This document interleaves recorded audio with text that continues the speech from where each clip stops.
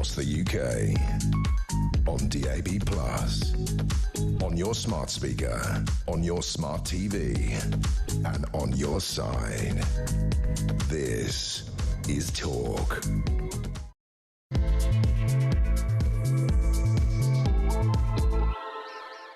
Very, very good morning. Welcome to the show. We're heading to 3 minutes past 10 o'clock. This is Talk. We are the home of common sense, and I'm Julia Hartley-Brewer.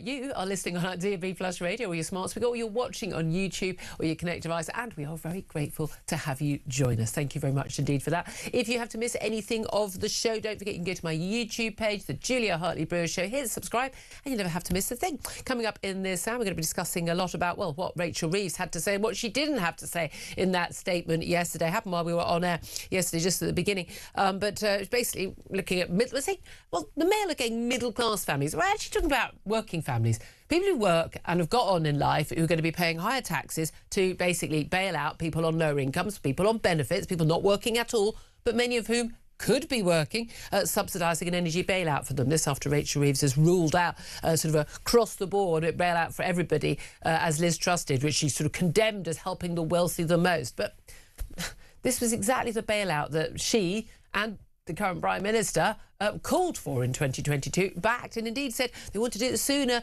and more help. So, I mean, apparently things have completely changed since 2022. But we're talking about that. I'd love to hear your thoughts on that. Also, the warnings that Europe risks shortages as soon as next month.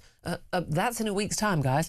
That's from the boss of Shell. Warning from one of the biggest sort of finance people in the world.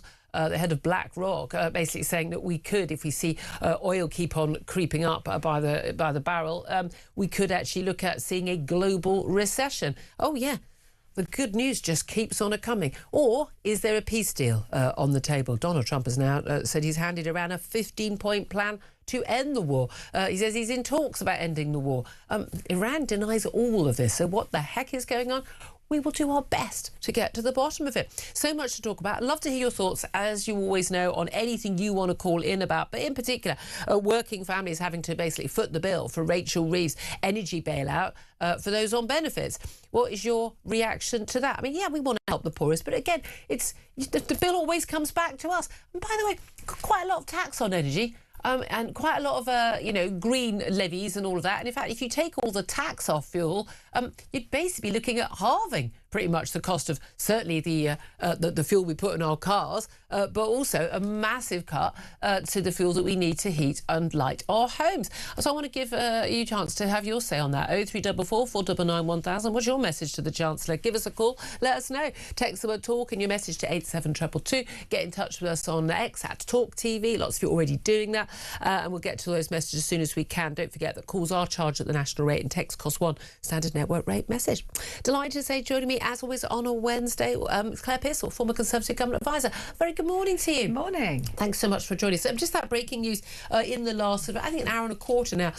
Two men have been arrested on suspicion of the Golders Green ambulance arson attack. Counter-terrorism police have been investigated, although they don't know if it's a terror attack or not. There had been some questions about a Iran-backed group claiming on social media, without providing any evidence, they were behind this attack. But the two men, aged 47 and 45, arrested on suspicion of arson with intent to endanger life. They were arrested in two different addresses in northwest and central London this morning. Those four ambulances completely burnt out, of course. They're, of course, a volunteer-led ambulance service, Hatsola. And let's just explain it for the heart of understanding at the back once again. Yes, it's funded by Jewish community. In the Jewish community, these ambulances largely operate in areas where there is a large Jewish community. In North London, they also operate in Manchester and other cities where they have larger Jewish communities. But they are open to all the public. Have access to those numbers. It is well known. I've lived in that area near Golders Green. I know that number is publicly available and that service is available to anyone who needs it. And they work in conjunction with the London Ambulance Service. Oh, yeah. Oh, just like the St John's Ambulance does. And no one seems to have a problem with that. But there we are. I have to say, look, obviously, as soon as there are arrests, you have to be wary of what you can say. I would say largely unusual that people in their 40s, two men in their 40s, would be arrested for such a crime. I was really surprised when I saw that. I was expecting these to be much younger individuals. I wasn't expecting them to have arrested anybody so far. Even actually looking at the CCTV of the running down the road. Yeah. I mean, it was quite outstanding. So I think the police are aware that the CCTV footage shows more than 2 people at the site, so I'm sure that there are investigations ongoing. But I'm pleased that they've managed to catch some of these people so quickly. Suspects. We must be clear. Yes. I think we should have a little round of applause for the news that the police actually arrest people.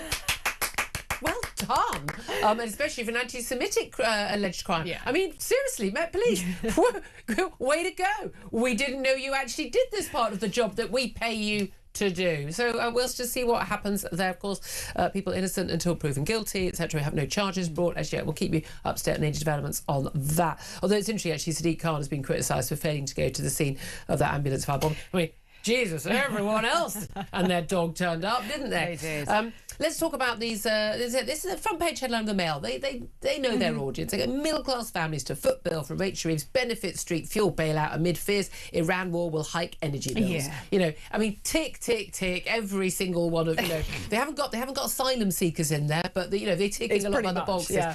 But it's not. Again, they're saying middle class families because that's what their readership is. But actually, you're talking about just working families who are not on minimum wage. You're talking about everybody who has got on in life, goes out, gets up in the morning, the alarm clock workers, get up in the morning and go to work. So our taxes, we're told there's not going to be any more borrowing to pay for this any bailout if it comes. Not actually been announced yet. Yeah. Rachel Reeves is basically saying, but it will be targeted. But if it is targeted, as Kemi Badenoch, the Tory leader, pointed out yesterday, that means targeted support is taxes on other people to pay for support to others. Yeah. I actually with the view that the support should be targeted and it shouldn't be a bailout across the board. And that we are just going to have to, life happens, stuff happens abroad and it affects our what we do. We ain't got the money. But yet again, it's this idea that you could just keep on, because this is what it's going to mean, taxing people who work hard. Yes. And who often are, as Jacob was just saying, they're just about managing. So just getting by that little bit extra when council tax is going to go up 5%, 7.5% in some areas as of next week. I mean, people are struggling already. Well, this is it. They're being hit every which way. And council tax, I mean, that's the biggest bane of my life. Mine's going up by 4%. And you start to look at how much it's creeped up and it's enormous. But then there's costs of groceries. There's the minute you go shopping, clothes and things like that, more expensive, especially if you've got children trying to buy shoes. Really expensive. So there are families who are struggling, but because they don't kids have a habit of growing out of their shoes very irritatingly. So quickly. Usually I find about 3 weeks after you've bought them. Yes. Yeah, exactly. And just before the end of a term where you can't send them in because they've got holes in their shoes. All been there. But I think that looking at it being targeted is fine. What metric are you going to use? And it seems to be those in receipt of the Warm Homes payment. Well, that doesn't take into account those hardworking families who really are on minimum wage. You're talking about people who are on very, very low incomes at that point, and many of those would be disabled. Again, absolutely, we need to be helping people who need that. Yeah, I've got a very big problem with a teenager suffering from anxiety. Apparently, can't work on a Monday morning and helping to pay their bill. I'm sorry, I do have a problem with that. And I think most people do. But this is it. I mean, what is fascinating is Rachel Reeves yesterday, though, being very critical of the bailout under Liz Truss. Which happened. Of course, we all remember this actually, this was all announced around the time of the Queen, and it was the day of the Queen's death, wasn't it? It was. So there was a lot going in the Commons at the time. We kind of forgot the fact that, and at the time, do you remember the possible budget for this was 160 billion quid? Yeah. It actually ended up being, I think, around the 40 billion mark. But a huge sum of money. Yeah. But you remember, I mean, our bills were just sky high, and even with that bailout, the bills were still sky high. But we didn't have the money then. And we certainly don't have the money now. But it is extraordinary for Rachel Reeves to be so scathing yesterday about this, when she and the Prime Minister not only supported that bailout, called for that bailout, called for it to come sooner, and called for it to be more. Yeah. But then that's always the way, isn't it? Because it wasn't their responsibility. They were spending other people's money, and that's what Labour governments and Labour opposition members always call for. Was it the right thing to do back in 22? I don't think a universal handout like that is the right thing to do, because inevitably it's going to cost more. You try and remove it after a short period of time, and that's where all of your problems come in. The thing is, if you're a taxpayer above basic minimum wage, you'll say, well, at least I appreciated that help at that time. A lot of people were in dire straits. But at the end of the day, you didn't get a bailout. You're just paying for it a different way. Yeah, of course, you're going to pay for it longer as well. So it's one of those things. But once you've given something, to take it away is really, really tricky, and that's where the hard work comes in. I mean, look, we've got these warnings, haven't we? The boss of Shell, he says that Europe could be facing a fuel shortage within days. I mean, April starts. Tell us something we don't know. And again, oil and gas is going to go to the highest bidder. That's what happens. I mean, it's a market. We're being told it's a market. Well, there you are, then we've got no money to bid for it. If the price of oil hits $150 a barrel, it's around the $100 markish now, isn't it? It can veering around massively depending on what Trump has tweeted that day. And that basically, if it goes to $150 a barrel, which is absolutely not inconceivable. And there had been some talk about, Iran trying to get it up to $200 a barrel by completely closing the Strait of Hormuz.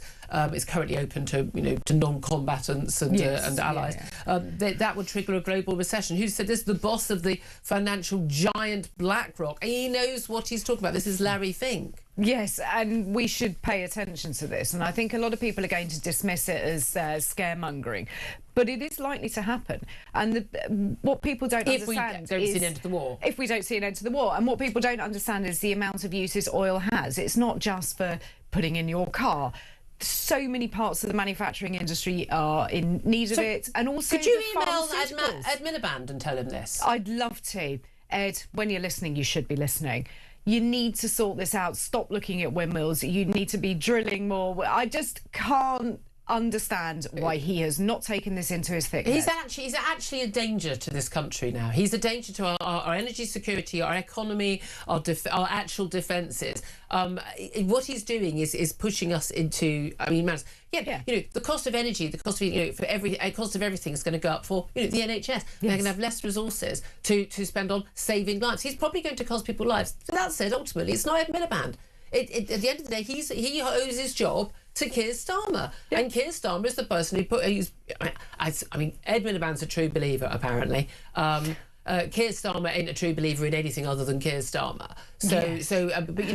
But he's still playing along with this madness. And again, your lot were just as bad. Thank God. I mean, thank God. But Reform were the first ones who said, "Few years ago, net zero madness. No, jump in the whole thing." Kemi Badenoch is pretty much there as well. The reality is, and I've said this as my poor long-suffering audience can testify many years, that net zero does not survive contact with reality. Well, reality just hit, folks. And I've said also for a very long time, we're going to actually have blackouts before the public go, no, stop, because you have all these polls. People are in favour of net zero. No, they're in favour of environmental issues. They would like water to be clean. They would like to have fuel, not have pollution. By the way, we have less pollution now than we've ever had. Are you kidding? And they would like people not to litter in the streets and dump things. That's kind of where their views stop. And when they're told how much will you support, how much of a cost to you for supporting net zero, it stops at £10 a year.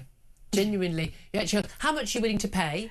Because basically, you're going to be paying tens of thousands of pounds. That's the cost, really, of net zero. It's going to cost us so much. £10. I mean, £10. People put their money where their mouth is. But it's a massive issue. In terms of where we are in Iran, we've got. I mean, every day, every hour, there's another message from Donald Trump suggesting something. But the basic theme we've got is we've been in talks with the Iranians. They are talking with us. There's some talk about, he said about some big financial gain, but that proves that these were the right prize. There's a 15-point peace plan, but the Iranian officials, such as they still exist, are going, we're not talking to you. There isn't a peace plan. We're not going to do anything. But there is some understanding there is some kind of talks. There's some talks planned in in Pakistan, another country that plays both sides and shouldn't be allowed to. How's that worked out for Qatar, guys? But he's proposing a 1-month ceasefire. But there's a lot of talk about how this is actually basically a cunning ruse to wait until the US Marines arrive on site, storming Karg Island, which is basically where 90% of Iranian oil comes out. I mean, who the hell knows what's going on? Well, we don't. And I think this is the problem now, that we have a president who's putting everything out on social media in capital letters and spelt badly. And then you've got the Iranians who say, no, none of that is true. I mean, who to believe in this? Because I'm less likely to believe the Iranians, but... Well, precisely. But if they say they haven't spoken, and we haven't seen the Supreme Leader, have we? None of us have seen him out and about. You get these statements put out. So he's not spoken to the Supreme Leader, but he's spoken to a top person. Well, who is that? I mean, I don't quite understand who's talking to who. And the gift that he's been given, which apparently isn't nuclear, something to do with oil and gas, but it proves he's talking to the right people. The people that gift him things? The whole thing is, that's why Qatar gets such a good deal. Yeah. I mean, the UK has apparently offered to host an international summit on reopening the Strait of Hormuz. We sit on both sides. And but I mean, the reality is, again, if there'd been proper planning for this, the US Marines would have been in place, ready to seize Carg Island to stop this from happening. Well, you would, because surely you would secure that, even if you're not going to do anything. If you've got a presence there to say, we will destroy it if we need to, and we're already here, then you put the pressure back onto Iran to start behaving in a proper way. But I mean, we're very good at holding conferences, the UK. We're great at organising them. Yeah, well done us. Yeah, it's just basically not actually getting anything done. Let's talk about the NHS, because the NHS is in the news for net satisfaction ratings for the NHS have gone up. I mean, they've gone up from 21% to 26%. Well, not even net, just the number of people who actually say that they are satisfied with the NHS. Apparently, younger people are more fed up than elderly people, which is interesting because elderly people are more likely to use the service. But I find they're also the people who are more likely to say, "Oh, I'm so grateful to the NHS." Yeah. Well, why are you grateful? I'm not grateful for lampposts having lights on them. I paid for that. I'm always very, anytime I've needed healthcare or had to take an elderly relative for healthcare, thank you very much, very appreciative, very polite, people are doing a good job, you're not being kept waiting. But I'm not grateful in the way that, oh no, thank you for giving me something which I've sodding well paid for. It's quite bizarre. But I mean, this is a gold standard survey. This has been carried out for years and years and years. Basically, satisfaction with the NHS fell in 2024 to a record low of 21%, and is now up to 26%.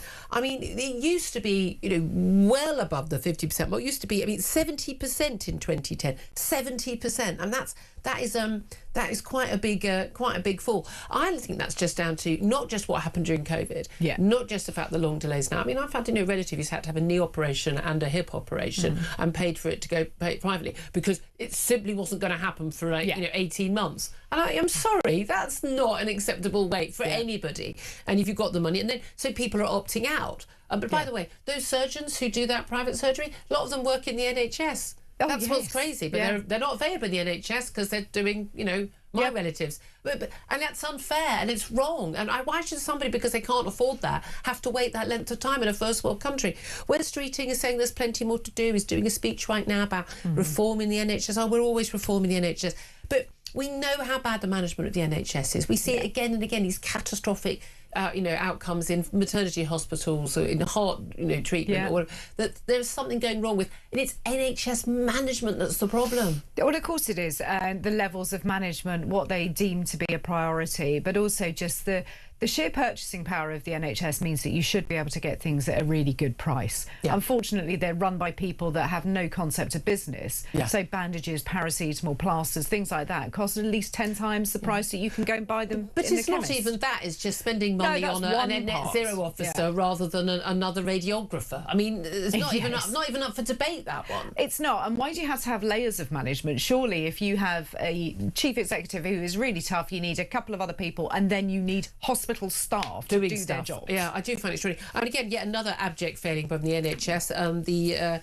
The Queen Elizabeth, the Queen Mother Hospital in Margate in Kent, they basically waited 2 days before they alerted the UK Health Security Agency, the UK HSA, about a meningitis outbreak. 2 days. Now, they are required by law to notify even suspected meningitis cases, because you can take, that's the problem. You often have to treat before you know for sure. It's what happened to my daughter who didn't have meningitis when she was 3, but they treat because too late to treat once you know for sure, and the test often doesn't come back for another 20 24 hours. But they said they basically waited 2 days.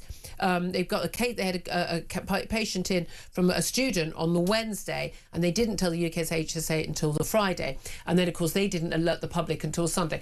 Abject failures on all fronts. Again, by the lanyard class. I'm guessing loads of people working from home. That's my theory. That I bet you anything that's going to come out.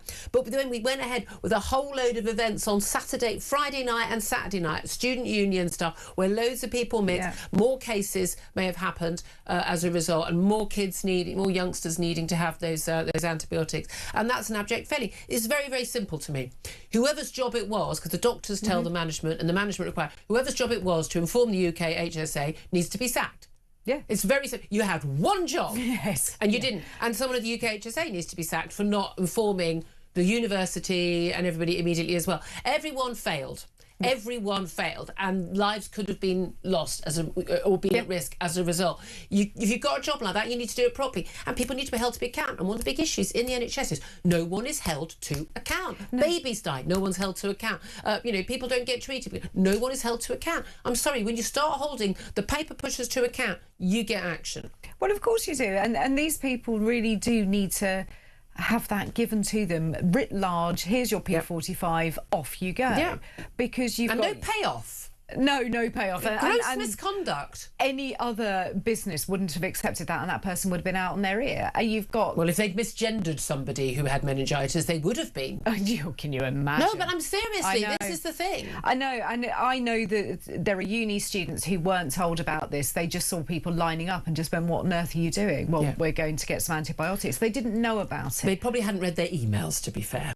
Have you met students? I have. And you kind of think they needed to go around with a megaphone. Yeah, maybe telling everybody. Posters up in the student union, the bars, and exactly behind the bar, you would have been fine. I reckon you and I could have managed that better, which is a worry. It is a worry, isn't it?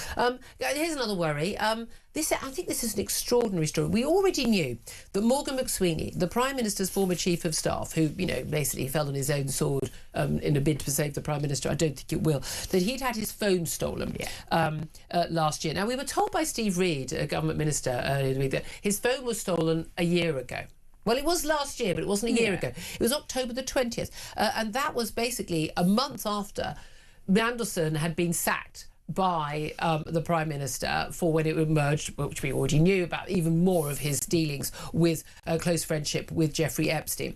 If I'd known then what I know now, that's that time of that. Now, extraordinarily, the Prime Minister, Chief of Staff, who was on the phone at the time when someone on a bike, he claims, grabbed his phone and then took it. The police did not investigate this theft because they took down the wrong address and were too busy to speak to him, despite the fact he was...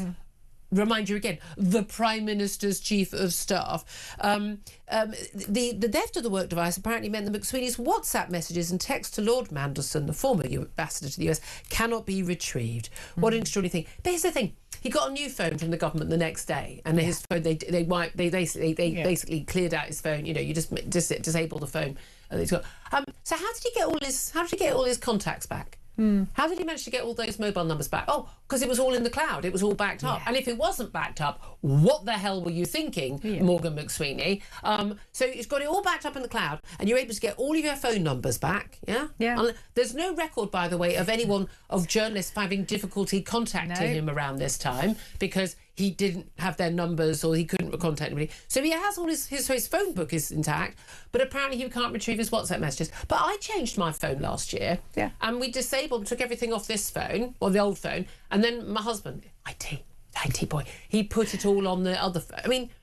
But I didn't lose any WhatsApp messages. I've still got them all. It's magic, isn't it? When you so what's just going on? Restore your phone to a new device and there are all your messages and pictures and absolutely everything else. But isn't that timing? Isn't that terrible luck?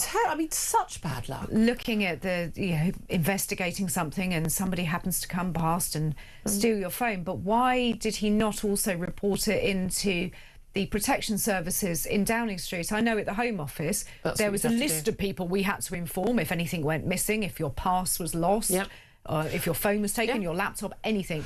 Whole list of them. But even just the fact he's got private numbers. When I was political editor and I had a phone that was stolen, and I had to say, I've got the Home Secretary's private mobile on there. I've got the Prime Minister's private number. Obviously, this is a security issue. This is before everything was locked properly. This is, I mean, this is an issue, and it was taken seriously then. The fact that the Met Police didn't investigate, big question marks. Although of course they don't bother investigating any of these things anymore, and that's why these things happen more. The fact that they can't miraculously retrieve these messages, although Peter Manderson's phone, by all accounts, is being held by the Metropolitan Police at the current time. Surely, in which case those messages are going to be available anyway. I mean, frankly, the plot thickens, and I've got some question marks about this, the incompetence of the police and failure of the police to do their basic job. You're never too busy to investigate the theft of the phone of somebody who works in Downing Street. For a start, there are security implications there, but there's question marks for me about, frankly, obstruction of justice, perverting the course of justice. I've got some serious questions that need to be answered. Did Morgan McSweeny tell the police who he was? Not in a "don't you know who I am" kind of way. Just FYI, you probably should know. Just like you to know. But why didn't he report it in? Because if he'd reported it to the protection services in Downing Street, they would have had the Met on the phone anyway. So something doesn't really quite add up, and somebody's not telling the entire truth. No, we keep having that from this government, don't we? But there we are. 10:28 is the time. Love to hear your thoughts on all of that. 0344 499 1000. Covered a lot of ground there. Lots more to cover. I particularly want to hear from you about this energy bailout. Basically, if you've got a job, we're going to be paying for bailing out everybody else, even though actually the problem is years and years of failure by government after government to failure to basically shore up our energy security in this country. But, just carries on happening, doesn't it? Give us a call. 0344 499 1000 is the number to get in touch. We'll take your calls up next. This is Talk.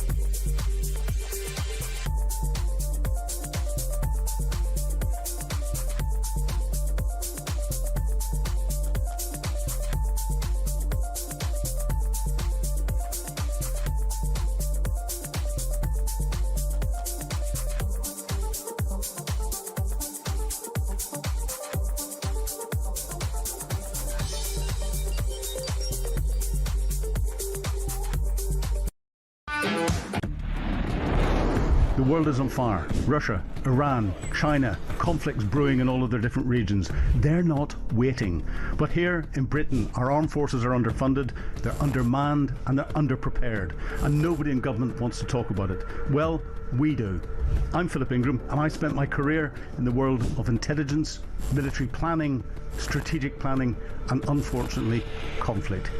This is Talk War, and this is where we analyse the conflicts shaping our world.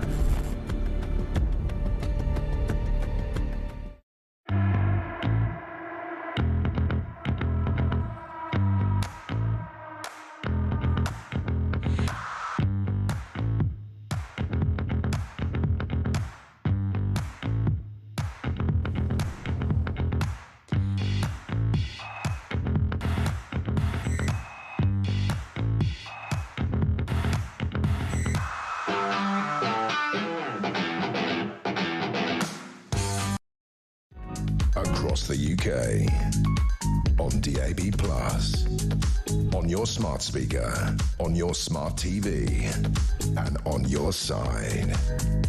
This is Talk. Very good morning. Welcome back to the show. 10:31 is the time. Let's get straight to your calls. 0344 499 1000 is the number to get in touch. Stuart's done just that. He's in Wigan. Hi, Stuart. What do you want to say? Hey, Stuart. First of all, before I get on to my main thing, can I just say something first? Because I think they need to know it.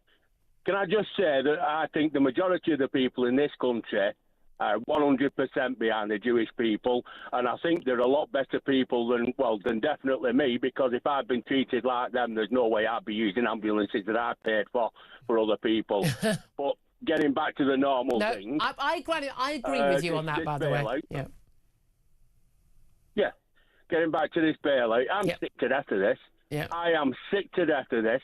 I was a single dad. I brought my kids up from being very young. Yep.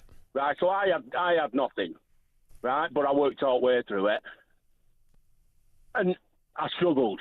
Yep. Right, but I got there. But I work now. Obviously, my kids have grown up now and they've left. They've got their own houses and this and the other. I'm in my house on my own now, right? So there's one wage coming in. I work between 50 and 60 hours a week. Yeah. And I'm now in the process of looking for a second job. To make ends meet. And you're going to be bailing out people who aren't working. Yeah. But the thing is, though, working the 50, 60 hours a week, I put, and this is including probably 2 hours on Christmas Day, I put my heating on for less than 10 hours this winter. Wow. And I mean a lot less than 10 hours, but closer to 6. Because you were just so afraid of the cost. To death. Yeah. But the thing is, all this targeted thing gets me as well, because we know who they're going to target. Yep. You know, the immigrants are getting they're eating paid, so they've got it on 24 hours a day. When they get out, they open the windows. They don't turn it off. Well, the illegal migrants who are in asylum hotels. Yeah. No, exactly. People alone. Again, people who aren't working. We understand as well. Yeah. No, I completely understand your frustration. But, I mean, I'm not one of these. You know what I mean? As far as I'm concerned, the pensioners that have worked all their life, as far as I'm concerned, they can give them their eating for nothing. I don't have an issue with that. Because people, especially when you're elderly and you nothing to this country. Yeah, if you're an elderly and you're infirm and you need to have the heating on. Stuart, I appreciate your call and I appreciate your anger as well. I think a lot of people will share that. Thank you. Barry's on the line in Norwich. Hi, Barry. What do you want to say? Just a quick comment on the mobile, if I can. Yeah. On my mobile phone, I have this thing called Find My Mobile. And if my mobile gets stolen, I can go at my laptop, my tablet, and I can actually find my mobile. Yeah. And so, it's quite useful, isn't it? How I track my bag things. I have my AirPods in there. Funny that. Yeah, I know. But anyway, getting back to this mad Miliband. Correct me if I'm wrong, but apparently the UK is responsible for 1% of global emissions. Yeah, Yep. Is that right? Yeah.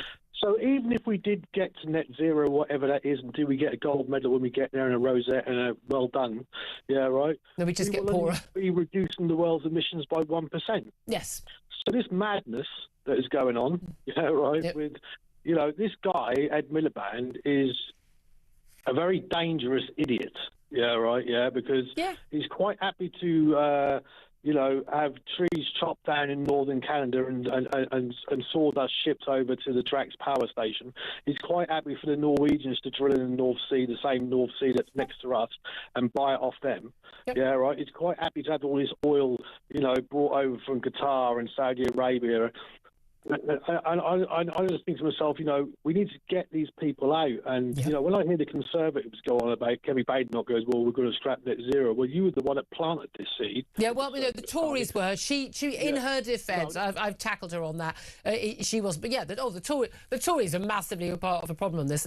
Most of them seem to have had a wake-up call on it. I would say way too late. But, Barry, I'm with you all the way. I think my next guest will be as well. Barry in Norwich, thank you very much, Dee. Going to go to a quick break. Then we're going to be talking to independent energy analyst Catherine Porter about the energy bill crisis, fuel shortage and net zero, why that is basically the key problem behind it. You do not want to miss this. This is Talk.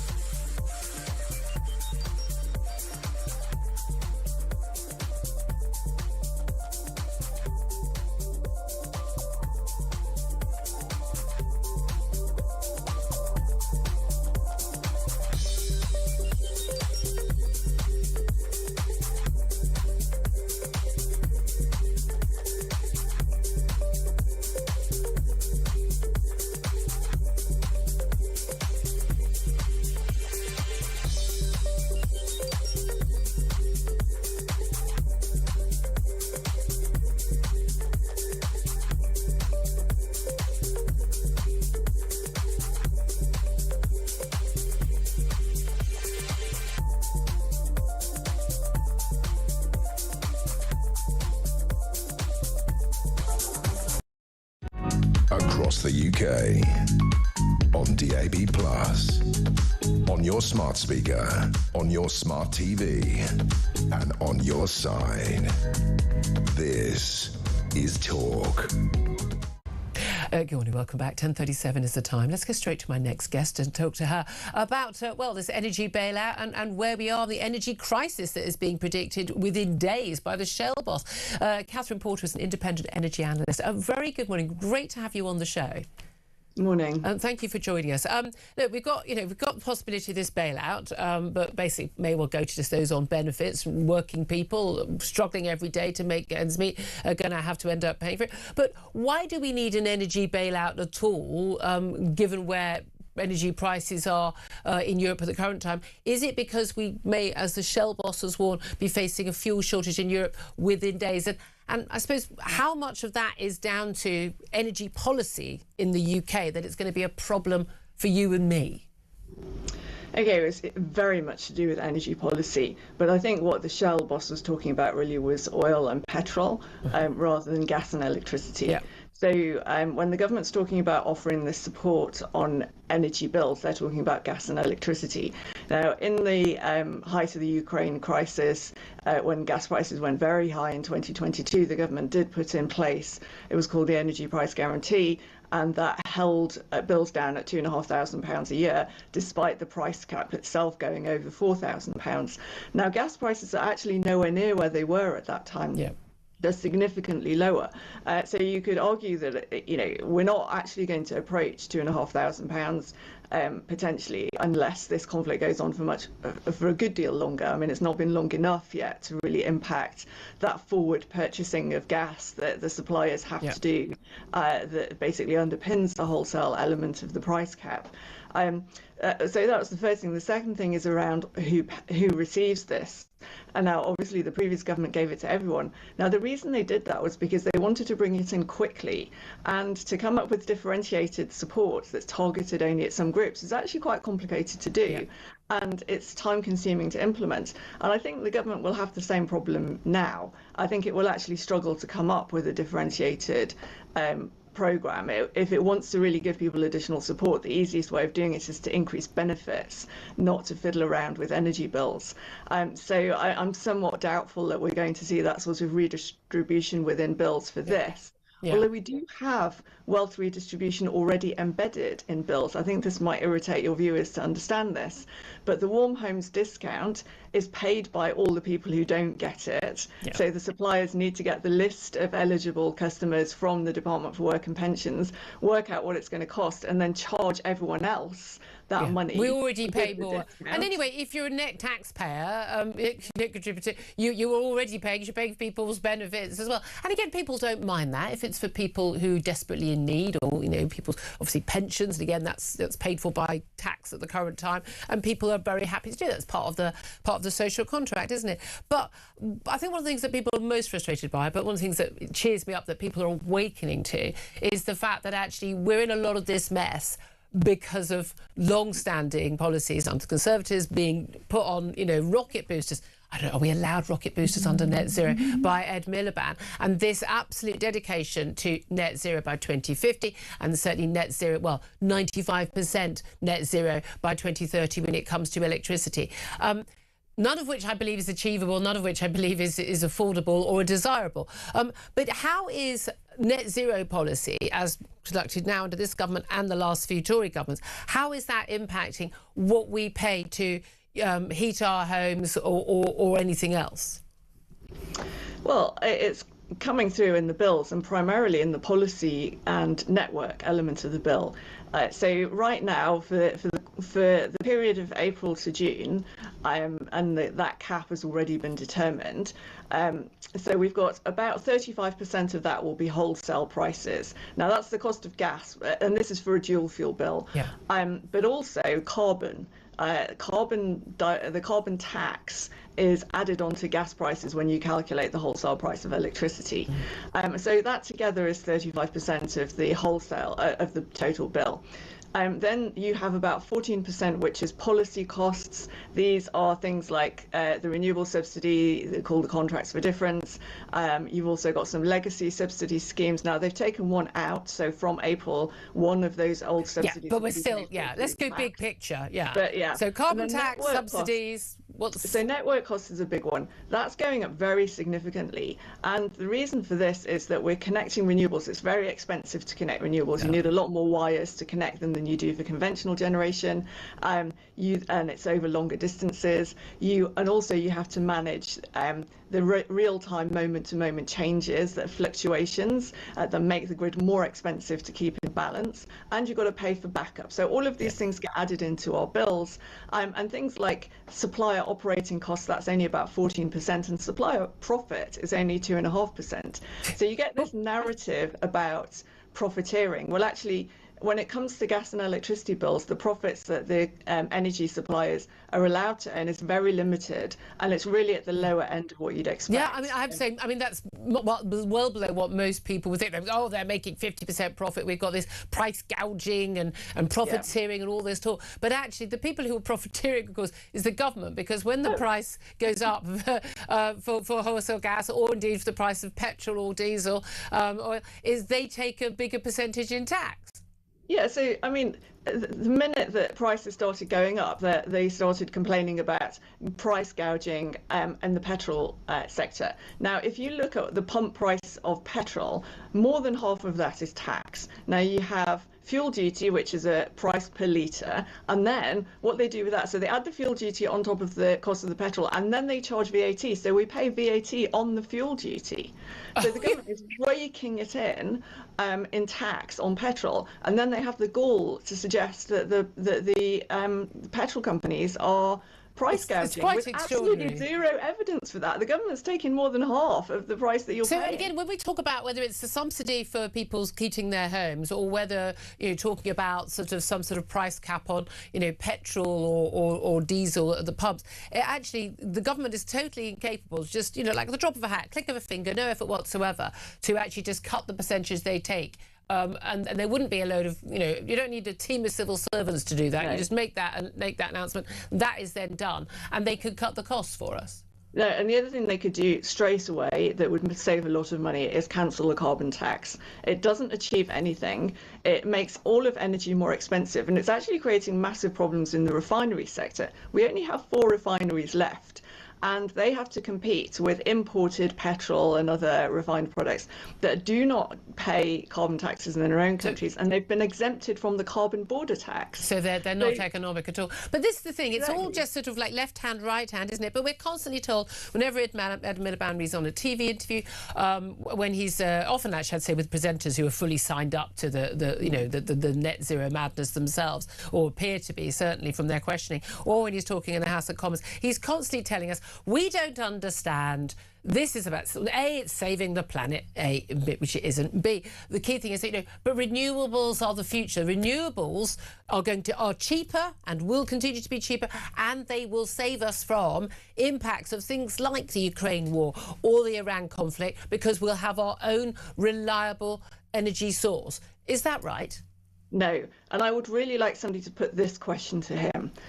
His strategy, clean energy and electrification. The government's plan to electrify homes is 600,000 heat pumps per year. We have 28 million homes in this country. That will take 47 years. So what is the government's plan to secure those gas supplies for those 47 years? Yeah. I mean, again, even the net zero targets they've got right now are up for 2030, which is only 4 years away, which is for just electricity. Do you think sometimes that they... 5% of total energy demand. Well, this is less than 20%. So a fifth of the energy that we use is electricity. Yeah. Do you think they know that, though? Because I put this to MPs quite a lot. I put this to people. Do you know that when you talk about this stuff, this is not... We're not going to replace the fossil fuels, which are 80% of our energy needs, with wind turbine electricity. We're just not, are we?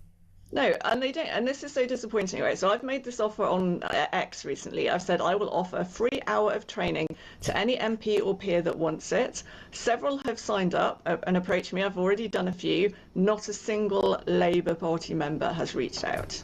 There you go. That tells you everything. I hope you'll come on again. Catherine Porter, independent energy analyst. So appreciate your knowledge, your expertise. Claire Pistol. This is the thing. You know, people don't actually know. So I genuinely have the view that Ed Miliband and his advisors haven't got a clue what they're doing. That's my biggest worry. It's frightening, isn't it, that no Labour MPs have signed up? I mean, you would have thought they'd want that information to be given to them so they can help their constituents. Just a thought. Yeah, don't demand bailouts when you're also voting for policies which require us to have bailouts. Yeah. Ta-da! 10:47 is the time. Love to hear your thoughts on that. Give us a call. 0344 499 1000 is the number to get in touch. Maybe you want to get in touch with your local MP and say, get in touch with Catherine Porter on social media and she'll give you a little lesson so you understand this stuff. Up next, we're going to talk to the former Royal Navy Commander Tom Sharp, OBE, about what on earth is happening in the Strait of Hormuz. Is there a peace deal on the plan? And what should Britain's involvement be? That's all up next. This is Talk.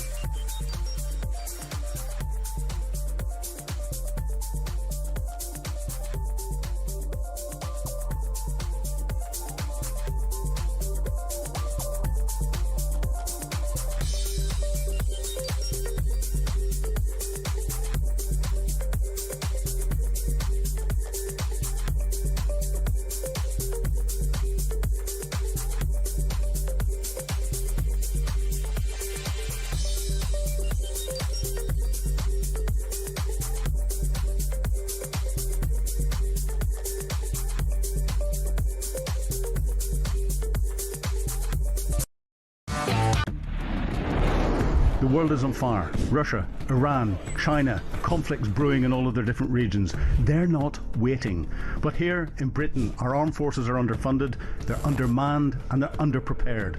And nobody in government wants to talk about it. Well, we do. I'm Philip Ingram and I spent my career in the world of intelligence, military planning, strategic planning and unfortunately conflict. This is Talk War and this is where we analyse the conflicts shaping our world.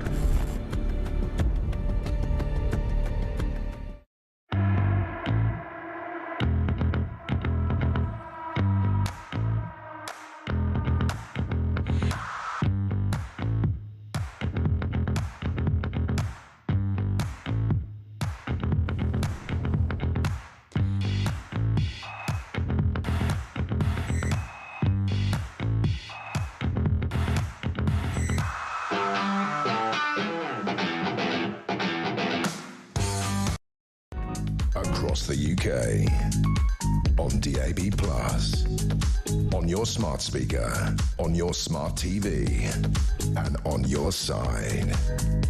This is Talk. Very good morning. Welcome back to the show. 10:50 is the time. Let's talk to my next guest now about what on earth is going on with that Iran conflict. Former Royal Navy Commander Tom Sharp, OBE, joins us. Good morning to you, sir. Good morning. Thank you for joining us.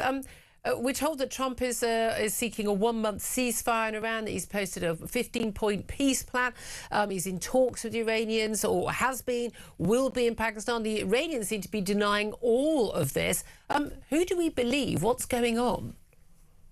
It's very hard to keep track of, isn't it? With Iran now saying he's negotiating with himself. There's no real detail on the 15 points that may or may not look a little bit like the ones we had before this whole conflict started. I don't know is the frank answer. What I do know is that we're at a bit of a crossroads here. If we maintain the status quo, Iran isn't necessarily winning, but they are achieving their end state. They're ensuring regime survival and they are controlling the Strait of Hormuz. Those are their two macro end states in all of this, and they're achieving it. Doesn't mean they're winning, but it means they're achieving their end states. Yeah. We, on the other hand, are not achieving ours. Actually, of course, we don't quite know what they are either. And they differ between the US and Israel, and they certainly differ between those two and everyone else. So with no definable political or even military end states. How do you define what success looks like? But I know it's not what's happening now. Well, indeed, I mean, Donald Trump was saying, regime change wasn't one of the aims, but he wanted Iranian people to take this opportunity to themselves achieve regime change. But then he has mentioned changing the regime. So this is regime change. Well, that's not quite the same thing. But at the time we're talking about peace plan and talks, at the same time, bearing in mind when there were negotiations going on, America was planning, it would appear, these attacks with Israel. But at the same time, we've got the US Marines on their way. Their job would basically be, everyone expects, to seize Karg Island in the Strait of Hormuz. This is where 90% of Iranian oil is basically exported from. That would have a massive impact in terms of Iran's ability to fight this war. But there does seem to be a lack of strategic planning in terms of, surely people at the Pentagon, surely someone was saying, hey, the first thing Iran's going to do is not just fire missiles back, they're going to stop oil coming and gas coming out of the Strait of Hormuz, and that will be a way of strangleholding the West, and that's going to affect our war effort. Surely they should have secured that strait before anything else. I agree, and having worked on this plan many years ago, the strait was fundamental to it, and the risk to it was very clear. And Iran had really engineered themselves over 30 plus years to do exactly what they're doing. But I think there was a genuine belief that this was a Venezuela type operation. Yeah. They could go in, smash the leadership up, smash and grab, call that regime change. As you say, it's not changing the regime, it's changing the people in the regime. And they're two very different things. Yeah. And I think this just all got muddled. And the Venezuela thing's important as well, because whilst that was going on, all those forces, military forces like the USS Ford and all the others, were not in the Eastern Mediterranean when the uprisings in Iran were at their peak. At the moment where you could have found a way to perhaps social engineer an uprising that succeeded as opposed to one that was brutally repressed, US forces were in the wrong place doing the Venezuela thing. So I think there's just a whole multitude of errors here that's led to what was a very clear set of documents about how this would play out, not making it into the White House decision-making. But again, even if you are hoping for a Venezuela-style, victory, quick operation and victory, you should plan. You plan for the worst. You hope for the best, but you plan for the worst. And you said you've been involved in strategic planning. In terms of things, are the failures on the British side? I mean, this is my opinion that Keir Starmer arrived at a position that largely the British people seem to support, of not really being involved and not joining the American strikes, but acting defensively by a process of dithering rather than decisive leadership. But the fact that we were given 11 days notice of the operation beginning, the fact that the whole world was given notice of the operation by this huge movement of this naval fleet by the Americans, the fact that HMS Dragon only arrived this week at Cyprus 3 weeks after our RAF base was attacked there, does that tell us that we are just simply, we're surplus to requirements militarily in that area, but that we are simply not able to defend our own interests anymore? I think there's two parts to this. Firstly, similar to America, there was confusion in our political direction. We didn't know whether we were in, out, half in, supporting flights from our bases or not, even though those were constantly going on. And we ended up in a sort of messaging and decision-making cycle that, frankly, appeased very few people, but actually perhaps some of the people in the UK. So that's the sort of, it did mean that we were very slow out of the door. The difference between us and the US is that some of these decisions, particularly when it comes to the Navy, were forced upon us by just not having enough options. We should have had, well, historically we've had ships based in the Gulf, we've had ships based in the Mediterranean constantly for centuries, and now suddenly we don't at a moment where we need them the most. So we're caught in this trap, and not having enough ships and not having enough assets makes the decision making even more important, and we got it muddled. Yeah, indeed. Now, you're a former Royal Navy commander. The former commander of Joint Forces Command, General Sir Richard Barrons, has talked about the British Army, and he's done an interview with the BBC saying the British Army is now so small it could only seize a small market town on a good day. Now, he's one of the co-authors of the Strategic Defence Review. Basically, we are critically short of artillery and of men. Now, that is That is pretty poor. And he says also because of their, he says the armed forces that we now have, because of their size, he says, but also because of their sophistication, can make a very small contribution on land, in the air and at sea to an enterprise either led by the US or more likely a NATO undertaking. What it cannot do is anything substantial. Have we given up our place in the world as a, I suppose, as a player on the military front and on the diplomatic front by extension? I think we have. I think the sight of an armada of French ships sailing on day one of this conflict, 10 of them, and we took 3 weeks to get one out of the door. And the general's absolutely right. I keep talking about the Navy, and the Dragon sort of thing is what represents how poorly placed we are. But it is defence-wide. It is the whole thing, with very few exceptions. Perhaps our special forces, but even they're very, very small. So the whole thing is eroded to the point where we lose credible offensive influence. Now, that doesn't mean we don't have influence. And there are things in the Gulf, for example, like UKMTO, the Maritime Trade Organization, like the Combined Maritime Forces, that we have the leadership of that. That's 40 countries in Bahrain that we run on behalf of the Fifth Fleet there. And there are others. We have the IMO based in London and Lloyd. So there are still levers of influence that we do have, but militarily they're minute. That doesn't mean they're not useful in terms of adding legitimacy to whatever's going on, but they're wafer thin. If we're asked to send ships to Hormuz now, I don't know what we have. Do we bounce on? Do we send Dragon on her way and say to the Cyprus, really sorry, I know we said we were coming here but she's off now. Yeah. These are the kind of decisions that our operators are being backed into making because of 30, 40 years of the business. As General Barron says, at the end of it, we can't defend a market. Yeah, that so-called Cold War peace dividend, which is just simply not there anymore. Really good to talk to you. Thank you so much. So Tom Sharp, ABE, former Royal Navy commander there.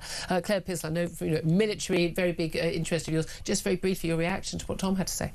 I think it's absolutely right to highlight the lack of defence spending, but also just the processes of getting people in as recruits is so appalling because we've subbed it out to the private sector. Yeah. We need to let those military chaps and chapesses choose their candidates. Yeah, it's a lot and all the woke madness and get on with it. Yeah, again, this is just the British public say, well, we don't want money spent on defence that's going to raise our taxes. But you know what? When it's not there when we need it, I'm telling you, politicians, the public are going to punish you. And it's something that should be a cross-party issue as well. Keir Starmer refusing even to commit to that 3% of GDP on spending, on defence spending. I mean, it should be double that in my view. But there we are. Anyway, lots more coming up. Love to hear your thoughts on everything we're talking about. 0344 499 1000 is the number to call. This is Talk.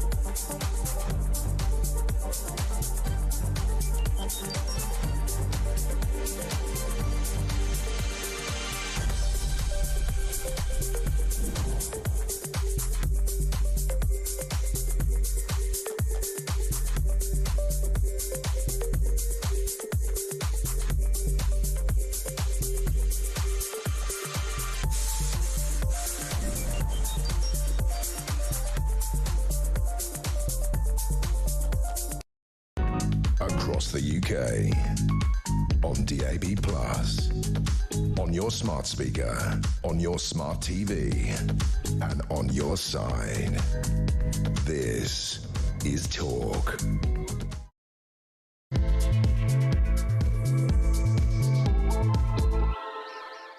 Good morning, welcome back to the show. Just fast approaching 3 minutes past 11 o'clock. This is Talk with the Home of Common Sense, and I'm Julia Hartley-Brewer. Whether you're listening on DAB+ radio, on your smart speaker, watching on YouTube, or your connected device, thank you so much for joining us today. If you've missed anything from the shows, had some stonking guests in the last hour, do go to my YouTube page, the Julia Hartley-Brewer Show. Hit subscribe, you never have to miss a thing at all. Coming up in this hour, we're going to be talking more about the warning for the Daily Mail, warning it's middle-class families that will face subsidising an energy bailout for those on benefits. Actually, it's just anyone with a half-decent job, working families. That's pretty much everybody who bothers to go out to work a day. They're going to be funding a bailout for people who don't work. Now, we'll be happy to bail out some of the people who don't work because they're either elderly or they're disabled. They really, really can't work. A single mum just left a domestic violent home and trying to put food on the table for her kids. Absolutely, absolutely happy to pay taxes for that. And, oh, yeah, pay more taxes for that. But, no, not really happy to be bailing out people who could be working and are choosing not to, and yet that is what we're going to do. I'd love to hear your thoughts on that. Give us a call, 0344 499 1000. Text the word Talk in your message to 87222. Get in touch with us on X at talkTV. Calls are charged at the national rate. Text costs £1. Standard network rate message. Also going to be talking about those two men arrested over that Golders Green ambulance arson attack and the criticism of the London Mayor Sadiq Khan for failing to attend the site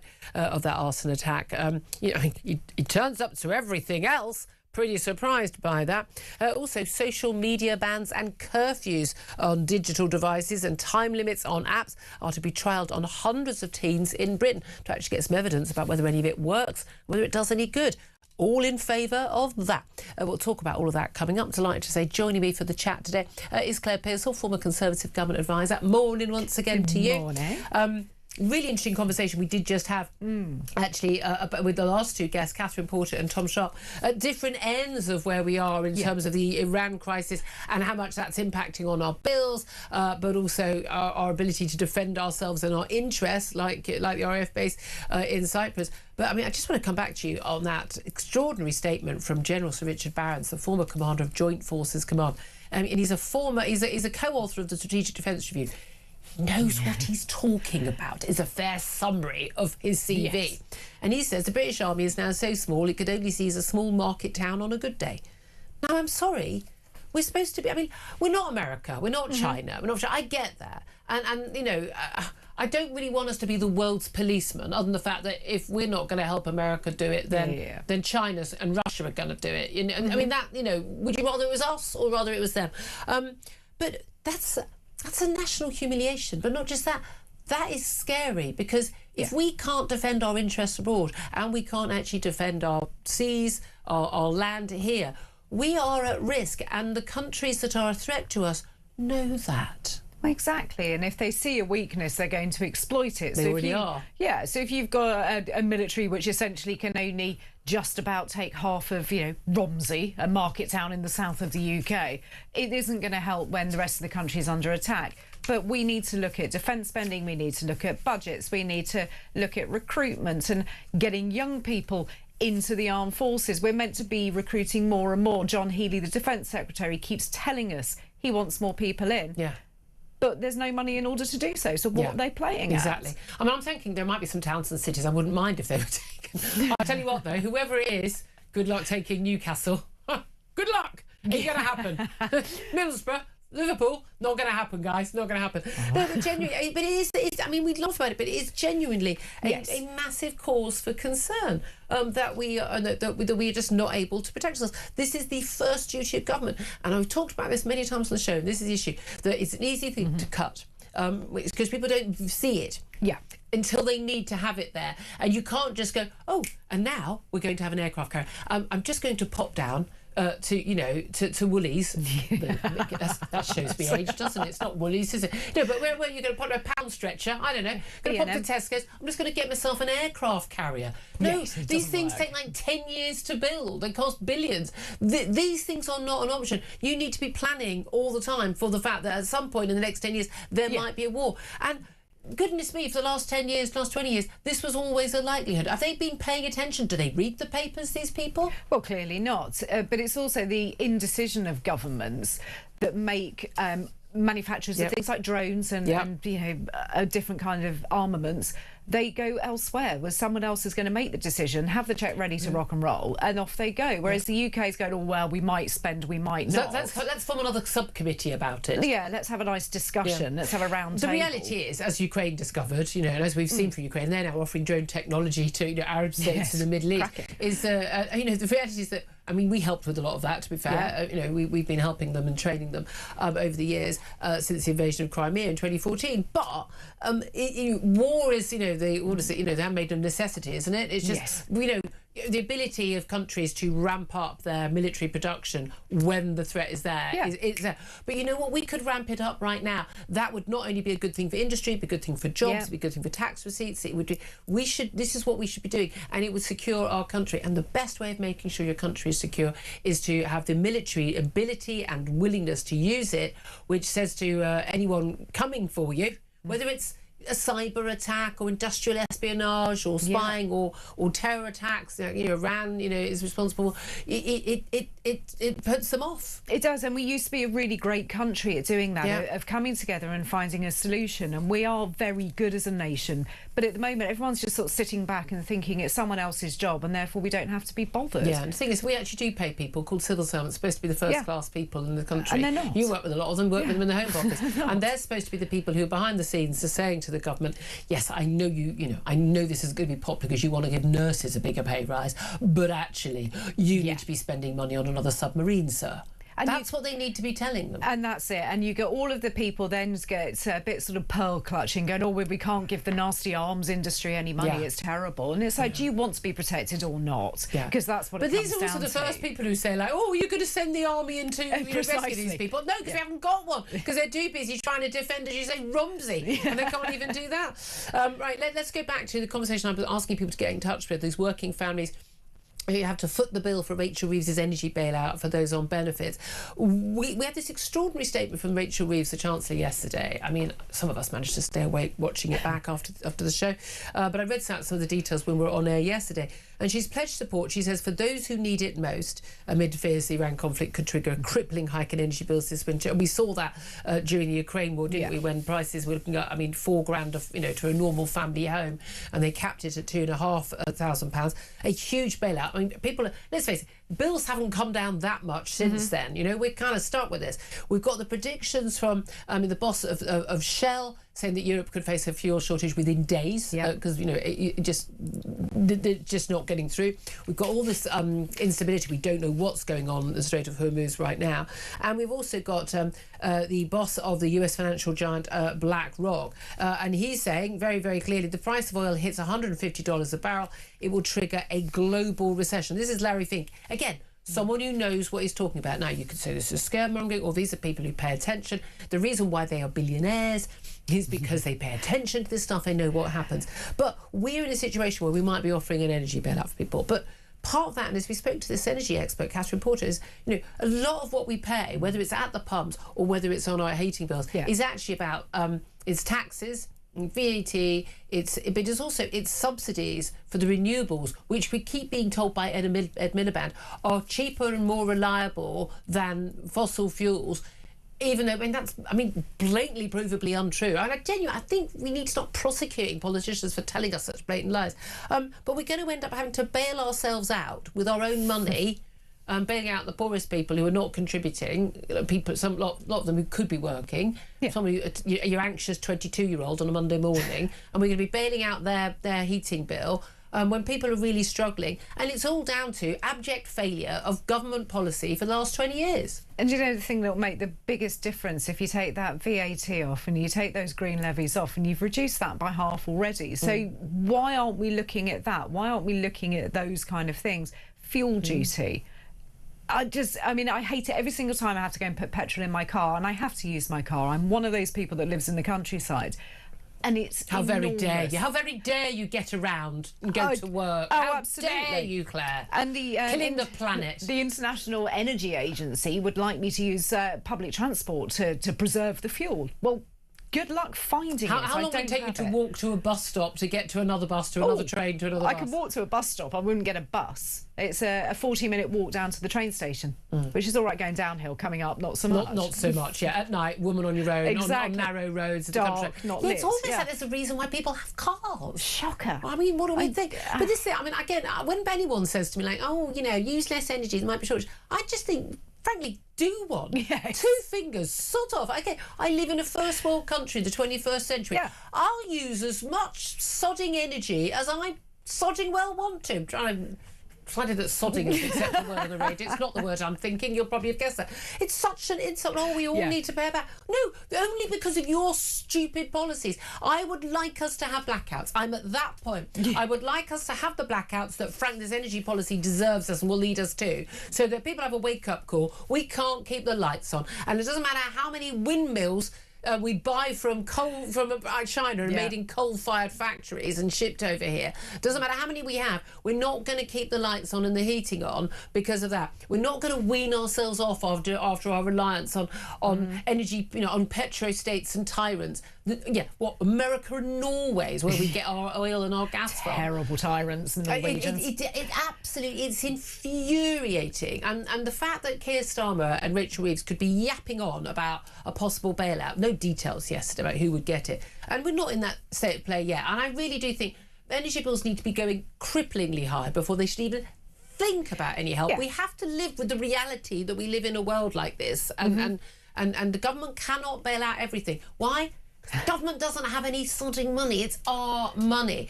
But the fact that they are responsible for the policies.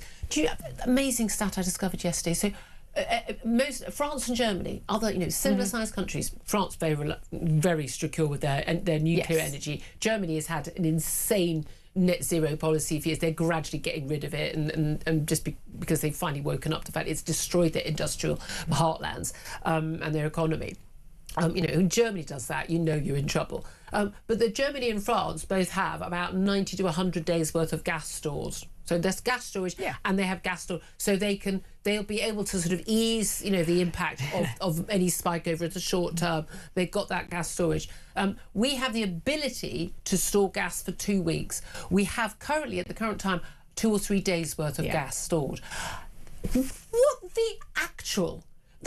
We are not a serious country. This is a country that cannot react in a crisis, does not plan, does not have any. There is just no fallback. I mean, this is such an abject lack of governance by the politicians and the civil servants. It is. It's a massive dereliction of duty that you haven't provided for your country. You've run stocks of things down. You said we don't need to store it. And Ed Miliband saying we can generate all this power. Yeah, we can generate some power. You can't store it. We don't have the battery storage facilities. We don't currently have the network to. We don't have the grid capability and capacity, so we can't do that. So it's not going to make any difference. And if it's too windy, like it was last night, they will turn off the windmills again, won't they?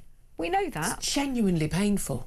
It is. It really is. How do they not get it? I'm hoping quite a lot of this comes up at PMQs, which is the last one before the Easter recess. They get another holiday. They take more holidays than I do. That's how many holidays they get.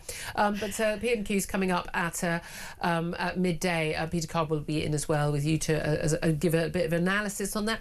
Where do you think we are in terms of Donald Trump's talks that are happening or were happening or maybe weren't or maybe aren't happening or maybe won't happen? This 15-point peace plan. He loves a point peace plan, doesn't he? I'm surprised it's not always the same number, like he had a favourite number. Iran basically apparently denying everything. I mean, what a world to be alive at the moment. You're trying to work out which one of them is telling the truth. And I think at the moment, neither are being entirely honest with us. But the 15-point peace plan is interesting on many levels. A lot of it is regarding nuclear capability. But the return, Iran would get the full lifting of sanctions imposed by the international community, and the US would help with its civilian nuclear program. That's about it. But they don't so need a civilian nuclear program. No, they don't. They've refused to do that already anyway, haven't they? They have. A lot of these things were already decided over a year ago, and their capability for nuclear weapons was stopped in 2015. So these things have already been on the table. Well, we've been told that. I don't believe that for a moment. They've apparently announced they've got a whole load of enriched uranium to 60%. But you again, need 3% for a nuclear power station. But again, how much do we believe them? I don't want to disbelieve that because I think they're dangerous, and I don't want them to have any of that. I don't want them to even have a single ballistic missile that they can then send to Israel or indeed RFA Qatari. I mean, interesting talking to Tom Sharp, a former senior military, a naval officer, and he was just talking about how Iran at the current time they basically achieved the regime is still there. And they've got control of the Strait of Hormuz. Now, is there this likelihood these US Marines, thousands of them heading over, they've basically got their own Navy and Army, equipment, and they're going to be arriving in coming days, weeks, that actually this is all about getting, waiting for them to arrive to then seize this Karg island. We're all now learning so much more about Iranian oil exports. 90% of their oil export production facilities basically come through Karg Island, which is just a little island just sort of further up from the to the west of the Strait of Hormuz in the Gulf. And basically they can seize that, which I'm sure the US Marines are perfectly capable of doing. I mean, this is an amazing force. Then that's a bit of a game changer. But why weren't they already in place? Yeah. Why were the Straits not already? Was the Strait not already? I think it's a really difficult place. I think people are now understanding the power Iran has over that particular waterway. And most people will just think, well, can't you sail through it? And the short answer is no, you can't. We don't know what mines are there. We don't know what's in there. And the UK doesn't have that much capability. But I would have assumed that the US military would have had people out there ready to go a lot quicker. You'd like to think there has been a failure of strategic planning on this. That is absolutely enormous. I mean, and the impact on the world economy, extraordinary. Let's talk about things further back home. 2 men have been arrested early hours of this morning over the Golders Green arson attack on those that ambulance service funded by the Jewish community. The 2 men are aged 47 and 45. Arrested on suspicion of arson with intent to endanger life. 2 different addresses in northwest London and central London. Those 4 ambulances, by the way, already replaced again by the NHS. I don't know why the NHS London Ambulance Service has got a spare 4 ambulances that aren't used. I mean, I think there's well over £1 million already donated. I mean, I think a lot of people would have wanted to donate. Wouldn't have just been people in the Jewish community to make just a statement. And again, still got that absolute not. I mean, I've said on yesterday's show, social media is absolutely vile at the moment. It doesn't matter what I post, I'm just inundated with the most horrific anti-Semitic memes and tropes. And the number of people going, oh, well, the Jews fund their own ambulance service. It's available. It's funded by the local Jewish community, but it's available to everyone in the area. I know this because I used to live in the area, OK? They absolutely are available to everybody. It's just extraordinary. But I think you and I are both saying, obviously, you have to be careful legally. These people have been arrested, they've not been charged. People are certainly innocent until proven guilty if there is any charge brought. But I think most of us would be surprised, having looked at that CCTV footage of 3 men arriving and then 3 men running away from the scene after that arson on those 4 ambulances, that 47 and a 45-year-old. Given that, most crime, we've got general crime statistics, you're largely looking at people much younger than that, young men. Are responsible for the vast majority of crime in this country. I'm wondering if this raises more questions about who might have been behind this, given that an Iranian-backed group has on Telegram claimed that they were responsible. And that's it, and that'll be really interesting to see if those claims of this particular group having any interest in it are stood up and they are true. Then you start to look at how wide will that go, how many people are involved with that, because if you're looking at basically middle-aged men, how many more have they got in that age range and in that group, and how big is their network across the country? And I think that's a more worrying aspect, that we haven't seen anything like that previously. What do you make of Sadiq Khan, the London mayor? He's been criticised for not visiting the site. He was described as a disgrace yesterday for failing to attend the scene, and we had West Streeting, the Health Secretary, turn up, and numerous other political leaders went to the scene. I mean, an interesting choice, and again, I like to think he would. Well, I'm pretty sure he would have turned up at other events, but we are seeing this sectarian divide across British politics.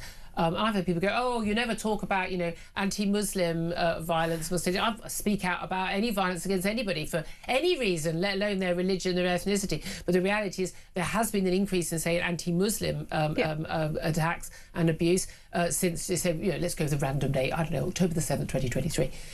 But the increase in attacks on the Jews are off the scale compared to that, but also in terms of the number of attacks per number of people in the country, there's no doubt at all that the scale of attacks on the Jewish community is far, far greater. Not a single one is justified against anybody, but I just simply do not see the same abuse. But I also, by the way, I see the police responding very differently to those different crimes. Most of us were just stunned that anyone has been arrested over this Golders Green attack. And so quickly. I mean, I think Sadiq Khan makes a big thing of London being a community and everyone's together, but not really turning up for a part of the community that gets hit on a frequent basis and people are scared to go out. I think he knows he would have been heckled and booed. Yeah, but he needed to go there anyway. Like David Lammy at that memorial for the Heaton Park, the synagogue attack. Sometimes you need to just go out there and face down that. But also, should you not say, look, I would rather not be heckled or booed, but I wonder why people are heckling and booing me. Maybe there's a reason. There's been some criticism like, why are you not speaking out about? There was an Al Jazeera journalist who went out to the site and he was he faced an angry sort of mob of people. Well, he had local Jews, local area, questioning him and telling him to go away, saying Al Jazeera out. Given that Al Jazeera is a state-run, is the Qatari state-run media and perpetrates, it's got English channel, English version, and it's got the Arabic version. The Arabic version perpetrates the worst sort of stirring up of hatred of Israel and pro-Islamist views. Qatar has been playing everybody for a long time. Al Jazeera is a bad player in this. I can completely say, to compare that with, say, the Jewish Chronicle turning up is simply not a fair comparison. No, it isn't, but I also think sometimes that people like that need to be out there so they understand quite the level of anger directed towards them, and then hopefully that might change an attitude. I doubt it will in their case. Is anything going to change the NHS? We've had Wes Streeting giving a speech today. Again, more reform. Here we go. Oh, more NHS reforms. Yeah, I mean, just treat the people who come in quickly. Come on. Mind-blowing idea. You need to hire more staff, you need to treat people quicker, get the people who are doing your paperwork, frankly, fire a lot of them and start again, because frankly, you're talking about third world paper pushers in the NHS. I mean, literally just hopeless. But NHS satisfaction is improving, and he's been out celebrating that. He does say there's a lot more to do, to be fair to him, but he's saying he's positive. We have gone from, this is true, 70% satisfaction with the NHS back in 2010, down to 21% before the 2024, and now it's up to 26%. Only a quarter of people are satisfied with the NHS. I mean, I'm always blown away by the people who are satisfied, even if I do get good treatment. Anytime I don't get good treatment or I don't bother, I mean, I've had to get physio, I've got a knee injury. Didn't even occur to me to bother my GP about it. No. What was the point? I'll be sitting on a waiting list for months and months. I need it dealt with straight away. I got an online appointment, and then I had an in-person appointment within one day and within 1 day. It's paid for by private health insurance, but I need my knee fixed. But most people can't afford private health insurance. No, and that's the unfair thing. It absolutely is. I think that I was not impressed with the NHS when I broke my pelvis. Ow. I had. Were you falling off horses? I did. Well, there you are then. So it's my own fault. Yep. But the physio appointment I was offered was a telephone consultation. And you think, well, you can't see how I'm standing if I'm talking to you down the phone. So I not even a video consultation. Not even a video one, just a telephone call. That was someone in their PJs. Absolutely. So I paid out to go privately to get it done because I wanted to be up and moving around. Yeah, because you didn't have any choice. I don't have a choice. You actually didn't have a choice. Need to go to work. And that's the reality. I mean, again, it's catastrophically low, that approval rating. I don't think it's ever going to go up again properly because people are now a little bit. We've realised just how bad the NHS is, and the problem is not the people, a lot of them doing the jobs actually on the front line who are working their hardest, but it is the management. And here's another issue. Just finally, before we go to a break, is that we've got the UK Health Security Agency was first alerted of the of one of the cases of meningitis by the Queen Elizabeth the Mother Hospital in Margate in Kent on the afternoon of Friday the 13th of March. They didn't, by the way, the patient walked in on the Wednesday, was tested for meningitis, and then on the Friday they bothered telling the UK HSA, and on Sunday the UK HSA bothered telling the union, the student union and the student and the university and the nightclub from where it looks like that this was ground zero. People would have been out partying on Friday night and Saturday night, not knowing about this meningitis outbreak. They are required by law, they are required to notify a suspected meningitis case, not one that they have shown categorically beyond belief is definitely there. Now, Wes Streeting's been out about today, and he says it's unacceptable that this wasn't done. OK, so if it's unacceptable, someone failed to do their job, so they need to be sacked. I don't understand. We need to have accountability. If your job is to prevent an outbreak by notifying quickly and you don't do that, as we are required to do, whoever's job it was, and if it isn't one person's job, that's a problem. Shouldn't be a committee. Doctor says, we think this is a meningitis case, we're going to treat that. Message goes up to bosses. Bosses, call the HSA that moment. That's what they should do, not wait 2 days. We lost 4 days. We lost four days. And also a bunch of students who went home because it was Mothering Sunday, so they'd all gone home, so they'd all spread around the germs a little bit further out, away from Kent, and made more people potentially ill. Made people ill. People might have lost limbs as a result of that. Someone needs to be sacked. It's accountability. Lessons learned. That's what we're here. Don't you'll make me say bad words. 11:28 is time. I'd love to hear your thoughts on all the topics we talk about. In particular, working families have to foot the bill for that bailout for those on benefits, which Rachel Reeves is promising if we do see energy bills go sky high again, as we saw in 2022. Give us a call, 0344 499 1000. That's the number to get in touch. This is Talk.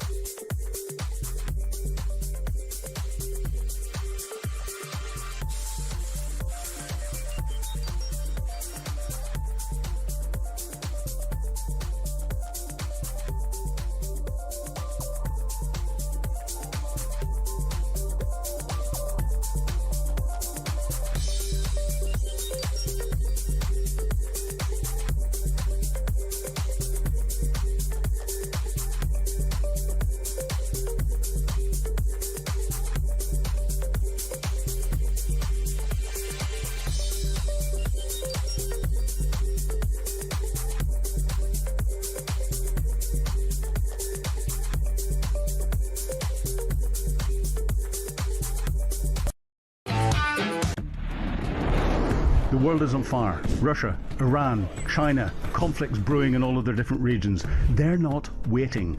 But here in Britain, our armed forces are underfunded, they're undermanned, and they're underprepared. And nobody in government wants to talk about it. Well, we do. I'm Philip Ingram, and I spent my career in the world of intelligence, military planning, strategic planning, and unfortunately, conflict. This is Talk War, and this is where we analyse the conflicts shaping our world.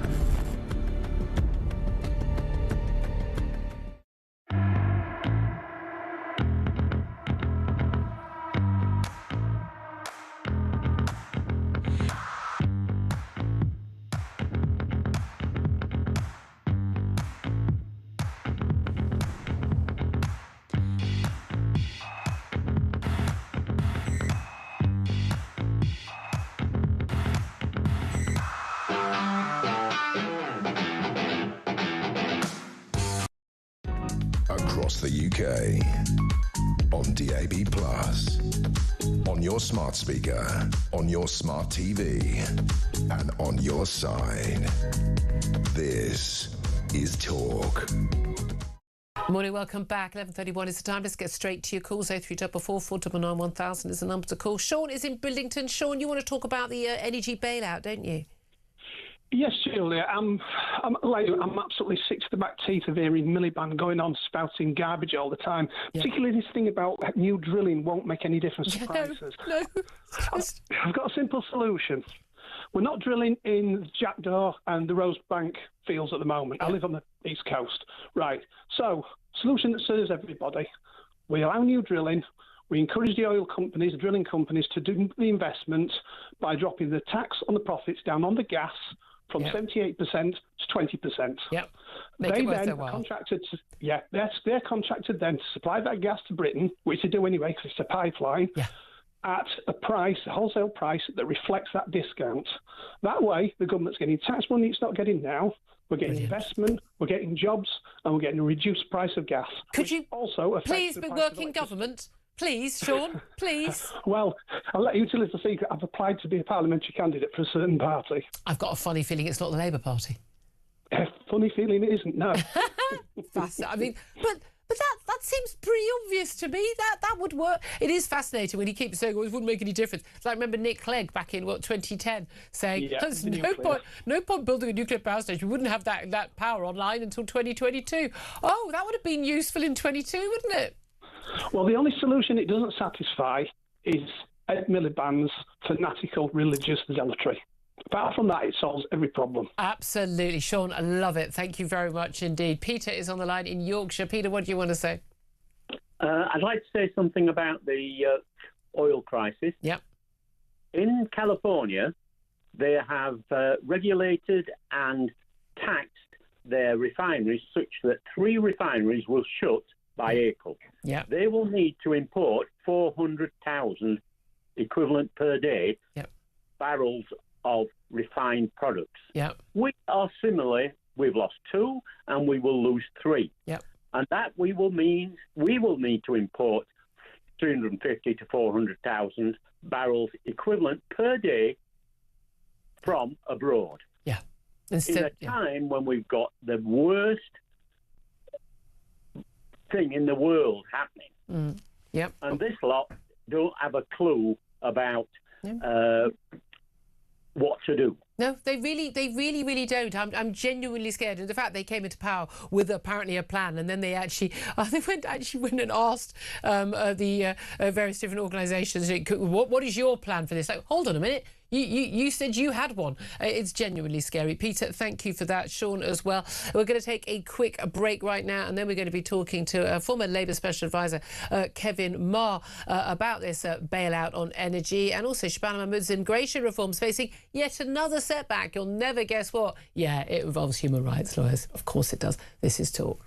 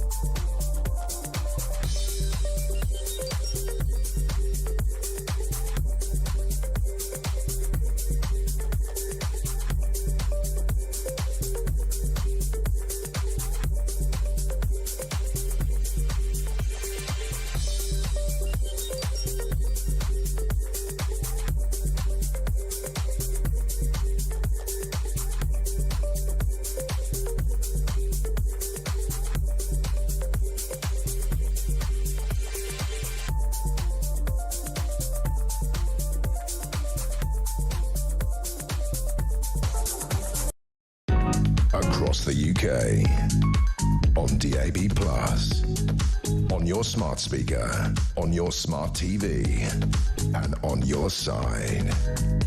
This is Talk. Good morning, welcome back. It's 11:35. I'm Julia Hartley-Brewer, and this is Talk. Let's turn our attention to my next guest, Kevin Marr. He's a former Labour Special Advisor. He's now Associate Editor of Labour Uncut. A very good morning to you, Kevin. Good morning, Julie. How are you doing? Very well indeed. Thanks for joining us. Looking forward to paying other people's energy bills more than we already do through our taxes anyway. But what do you make of the announcement from Rachel Reeves yesterday that, the big picture rather than the detail of if there is going to need to be a bailout for energy costs for people, then it's basically going to be going pretty much to people on benefits. The Mail have said it's middle-class families will foot the bill. The reality is, of course, it's any hard-working family will be paying more taxes to foot the bill, because she says she's not going to borrow money to do this, so the money's going to have to come from taxes. Is that fair?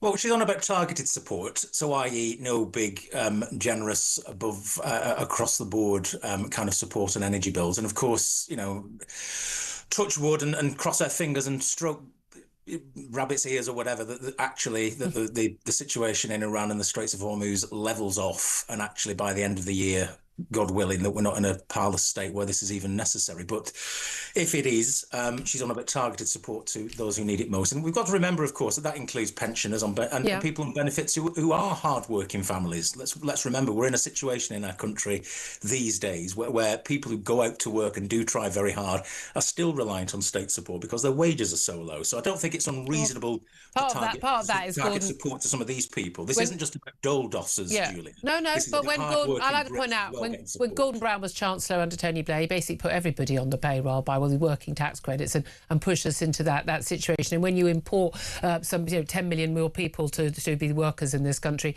you do tend to push down wages, funnily enough. Well, yeah, exactly. I mean, we've had 30 years of bad policy where we've tolerated far too many low-paid jobs that do require some level of state support. You're right, absolutely right. And there's situations like this, when people are really, really pressed, that anomaly and that failure of policy comes to the fore. But we've got to remember it is a mixed picture. This is pensioners, this is people on benefits, and this is people who are going out to work who will need support later in the year. But I think the Treasury is probably in the position, and Rachel Reeves is probably in the position of, can I just deal with one crisis at a time, and hopes that actually by the end of the year that some of this isn't even necessary. Well, yeah, we can hope, but again, I mean, I don't think we're going to be, well, fingers crossed, we're not going to be in the position where we were back in 2022. But a lot of very clever people who know about this stuff fear that we could be, if we've got the sort of we've got Larry Fink, we've got a head of Shell warning that things could go horribly wrong very, very quickly. And it doesn't look like there is a plan. But again, do you understand though? Like an awful lot of people, they'll be sympathetic of people who are disabled or elderly and people who need to be bailed out. But actually, there is a real anger now growing of ordinary working people who go out every day, doing often low-paid jobs. Aren't the greatest fun, most rewarding jobs in the world, and they are paying a fortune in tax, and they're paying a fortune in their bills. The council tax is about to go up, the energy bills, feeding your home is going to go down a small amount in the next 3 months, but everyone expects it will go up again then. They've never come down properly from that hike in 2022. They are struggling. And they're being told you're going to have to carry on paying for more and more people who, frankly, are swinging the lead, because no one believes for a moment that we've got all these millions of people who apparently are too anxious and depressed to go to work. I mean, no one believes that. I mean, we're in an invidious position, which shouldn't even be, I suppose, theoretically possible. We're in a deep cost of living crisis, and we have been for several years. I mean, it's this pans back, rewind a few years, and we've obviously had a situation where real wages haven't risen since the 2008 financial crash. So we've been in a fug as a country for quite some time. But we've also then got an economy that isn't growing and is teetering, frankly, on the edge of recession at the moment. And these two things should almost cancel each other out. We've got inflationary pressures, cost of living crisis, bills going up, and we've also got an economy that's in the doldrums. It shouldn't happen like that. And unfortunately, we've got both of those things competing at the same time. I think you're absolutely right. I think if you take a step back and sort of say, this is one more kind of lash that the hard-working taxpayer is forced to endure because taxes are at post-war highs. We've got a state that's very inefficient and often ineffective, and we're paying more and more for it. People will be paying more and more for council tax. It'll be going up above the rate of inflation for less and less, fewer and fewer services. Councils don't run housing anymore. They don't run education anymore. You've got to ask the question, what do they run? They don't fix the road. Hey, those rainbow-painted zebra crossings don't fund themselves, Kevin. They don't fund themselves. Can I ask you about something else? And there's a new development in the last couple of moments on this. The theft of Morgan McSweeney's phone. Now, he was the former Chief of Staff at the time, at the time he was the Chief of Staff to the Prime Minister of this country, working in Number 10. His mobile phone, he was on his mobile phone October the 20th last year, 10:30 at night, left a restaurant. It was on his phone speaking to someone, so his phone was open and not locked when someone on a bike came by, a man wearing a balaclava on an electric bike came by, swiped it and stole it. Okay. Now, we were told that as a result of his phone being stolen, that he was unable to release keep the messages that he'd exchanged with Lord Mandelson when all around the time of his appointment as a US ambassador, UK ambassador to the US. Interestingly, of course, this theft happened just a month after the Prime Minister sacked Mandelson, when more revelations came out about his close friendship with his best pal, the convicted paedophile Jeffrey Epstein. We were told, already came out yesterday, that the police did not investigate the theft of the phone. Apparently they took down the wrong address. They were too busy to speak to him, despite the sensitivity of the messages and the contacts on his phone. It has now been emerged in a Met Police statement that Morgan McSweeny did not tell the Met Police who he was or where he worked when he called 999 after his phone was stolen. They've released a transcript of the call, and they were not aware that who he worked for and the particular security risks associated with his device or material on it. He stated that it was a government phone. Now, it's extraordinarily massive failure on his part not to state that. As my guest in the studio, who's a former Conservative government advisor, Claire Pierce, has pointed out, you would normally be advising, he should be telling, the special protection, he'd be telling the police in number 10 about this. A lot of us, I think, are completely perplexed by the fact that the police didn't think this was worth investigating. Completely perplexed also the fact he was obviously able to maintain his contacts and get all that when he got his new phone, but miraculously was unable to keep his WhatsApp messages with Lord Mandelson, because I know when I replaced my phone, it was all on the cloud and it was all just downloadable onto my new phone. So he's got one of those weird, crazy phones that can only do half of it and not the other half. This is looking horribly like a cover-up. I would say this is looking horribly like obstruction of justice or perverted the course of justice, serious criminal offences. What do you make of this? It's absolutely shambolic. I mean, if you were to give those involved the benefit of the doubt, you would say that this feels like a very incoherent and incredible sequence of events. I mean, you're quite right. Very unlucky sequence of events. Very unlucky. Seemingly. I mean, if I was the chief of staff to the Prime Minister and somebody had pinched my phone while I was out, the first thing I would do would be to raise that with somebody in number 10, given the sheer sensitivity of and the fact that it may have been a targeted theft. So that would be, I think that would be the first instinct. It wouldn't be just to phone 999 or 111 or whatever. However McSweeney's made contact with the Metropolitan Police. I mean, yesterday's revelation was that the theft took place. I think it was recorded as in Belgrave Street, not Belgrave Road, which adds a level of kind of almost like comic incoherence to all of this. The Met don't come out of this brilliantly. There are 70,000 phones stolen every year, and I suspect it's a fairly common experience of people who've lost the phone that way, not to have the police take an awful lot of interest in it. But they don't bother. This is the chief of staff. They're too busy not investigating all the other phone thefts to investigate the phone theft of the chief of staff to the Prime Minister. Exactly. I mean, it's I mean, the point about politics and the point about handling crises and difficult situations like this is that you've got to be able to future-proof your position. What you're saying today has got to make sense tomorrow. It's got to make sense next Thursday. It's got to make sense in a month's time. And what we're seeing here is a failure of crisis handling 101. This is I would have thought it would be unbelievable if he did not have his phone backed up in the cloud, and he didn't have, as one person has pointed out, find my phone. I've got it on my phone. I can find my phone if it disappears. Again, none of this adds up. It looks like a cover-up. I mean, other people talk about, we're talking, we've had lots of gates, haven't we? Free gear gate and all that. We're talking about, Watergate. This is a cover-up. I mean, it doesn't look good. Let me put it that way. You're being far more charitable. Equivocally as that. But I mean, I read somewhere, and I'm the least techie person in the world. And if I was to lose my phone and try and sort it out again, I mean, my God, I'd just probably give up having a phone.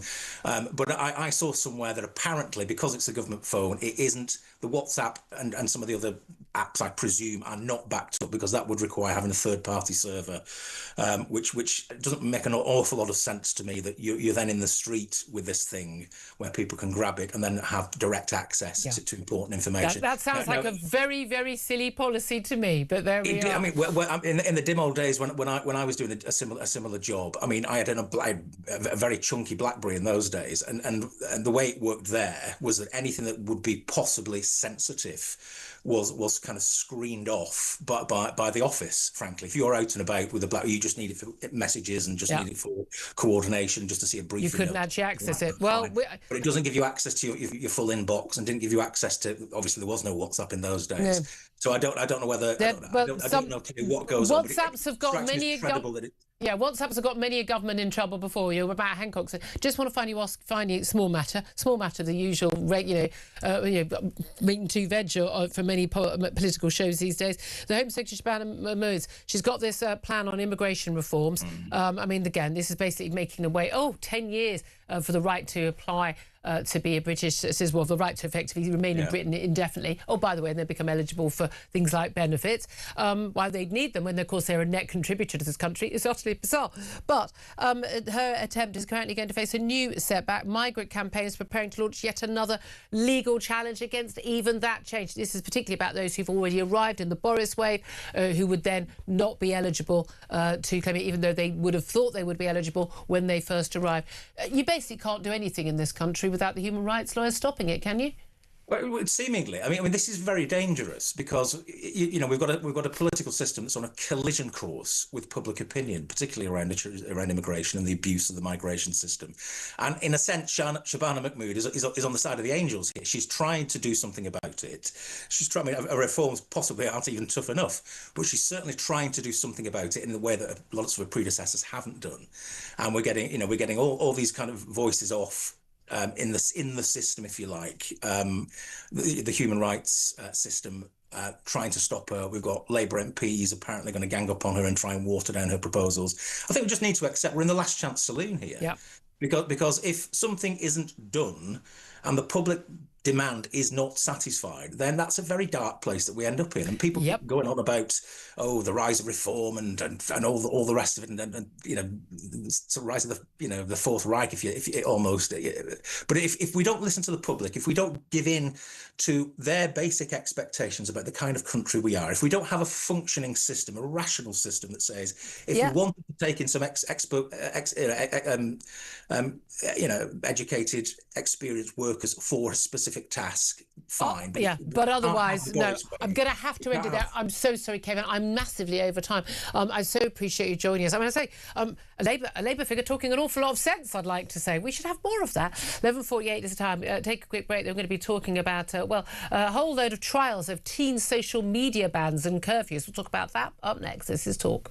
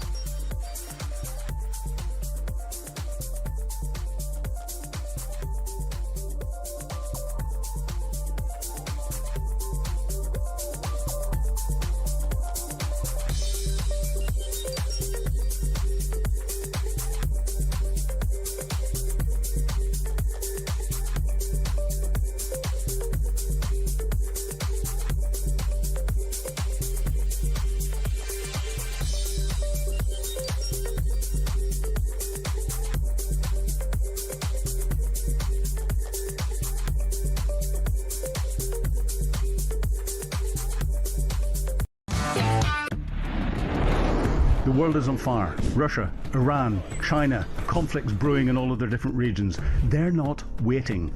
But here in Britain, our armed forces are underfunded, they're undermanned, and they're underprepared. And nobody in government wants to talk about it. Well, we do.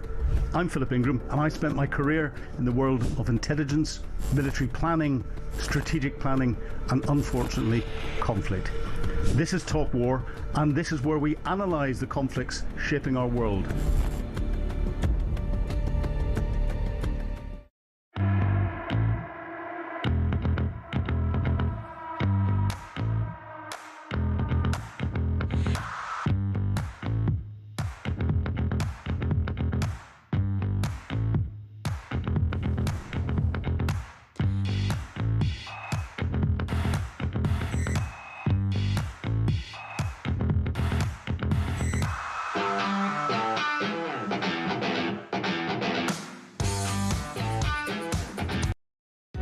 across the UK, on DAB+, on your smart speaker, on your smart TV, and on your side. This is Talk. Morning, welcome back to the show. 11:51 is the time. Well, we've been talking about mobile phones with Morgan McSweeny, the former Prime Minister. The Prime Minister's, no, sadly, he is still the Prime Minister. The current Prime Minister's former Chief of Staff, Morgan McSweeny, having his phone stolen. Very interesting. Also, another development on that. Police officers whose role it is to process reports of this phone being stolen. They did actually make 2 attempts to phone Morgan McSweeny, presumably on a landline that he gave them, and this was during working hours, and there was no answer from him. He was obviously very concerned about the theft of that phone, wasn't he? So unlucky, so unlucky. Well, talking of mobile phones, there's a lot of conversation lately about youngsters and mobile phones, social media apps and the like. Well, social media bans, digital curfews and time limits on apps are to be trialled in the homes of hundreds of UK teenagers. I'm all in favour of this. I'm really in favour of a little bit of a trial. Let's just see what the evidence is. It's a test led by the UK government. It's got 300 teens and involved, and they're going to have their social apps disabled entirely, blocked overnight or capped to 1 hour's use. Some also going to be seen with no changes at all to compare their experiences. It's going to run alongside that consultation the government's got right now, following in the footsteps of Australia making it illegal for under 16s to have access to many social media sites, basically to see if any of this actually works. Well, let's talk to former head teacher Tim Clark about this. Good morning to you, Tim. Morning, Julia. Good to see you again. I'm very excited about someone actually doing a trial to see whether this actually has any impact. I think most of us would be of the view that it would have an impact, but I suppose looking at what are the various different things that would make the biggest change and would improve children's lives, what do you expect these trials will find? Well, I totally agree with you, Julia. I think it's great that the government is actually doing some research on this before it simply introduces an absolute ban. Because it may be a case, I mean, I have no philosophical view or opinion that I'm not against a complete ban in any means. I see it as a way of protecting children. You know, we have age limits on alcohol, on smoking and what have you. I see this as an extension of that. So I have no philosophical argument against having a complete ban. But as you've just said, the key question is, will it actually work? And it may be that less is more, that actually having fewer restrictions could end up having a bigger impact. And the reason why I say that is that you mentioned the Australian model. Obviously, it's early days. The Australian ban was only introduced, I think it was middle of December. So it's only been running for, 3 months. But the evidence so far is that the majority of parents in Australia have said it has had a positive impact. It's improved their kids' mental health. It's improved their kids' ability to socially interact. Yeah. But the worrying side of it is a third of parents have said it's made absolutely no difference at all because their kids have found ways round it. Yeah. And that is the real worry because I mean, you're talking to the most remedial, technophobic person in the world, so I certainly couldn't do this. Yeah, but this is the trouble, isn't it? That actually most teenagers are better at this stuff. You get a tech-savvy teenager. Yeah. And the danger of that, of course, is they don't just circumvent the law. What they end up doing is exploring, say, the dark web, which is even more difficult to control, and then they end up being in more danger. And we've seen the NSPCC here, Jared, saying warning against that sort of ban because they say it could lead kids to a more dangerous place. Again, I see no reason at all why these big tech companies cannot adjust their algorithms and the like to make sure that the kids are not being pushed into bad things. But also, I have a bit of a question for quite a lot of those parents in Australia and indeed many parents in Britain and elsewhere about maybe you need to start doing your own job. I mean, I'm always fascinated by the number of parents saying, what can I do? My kid's on their phone. I don't know. Well, take their phone away. Do your job as a parent. I mean, I just find it absolutely extraordinary. It's never been an issue in our household. I know I've only got one. If I had 6, it wouldn't be an issue either because I don't understand this idea that you have to be friends with your kid. You know what I mean? No, you do your job as a parent to give them a good life. And that a good life is not sitting on your phone the whole time. The main issue is most parents are sitting on their phones, and that's why they're quite happy for their kids to do so too. Yeah, I mean, one interesting thing about the Australian model is that it hasn't, although they've banned TikTok and Facebook and various other social media outlets, they haven't banned games. And of course, computer games, they can be incredibly graphic, they can be incredibly violent, they can be sexualized. So in Australia, there is still nothing to stop a kid from staying up half the night playing totally inappropriate games. So that's why I say I think it's only right that we look at the Australian model, and it needs to have more time, obviously, to develop.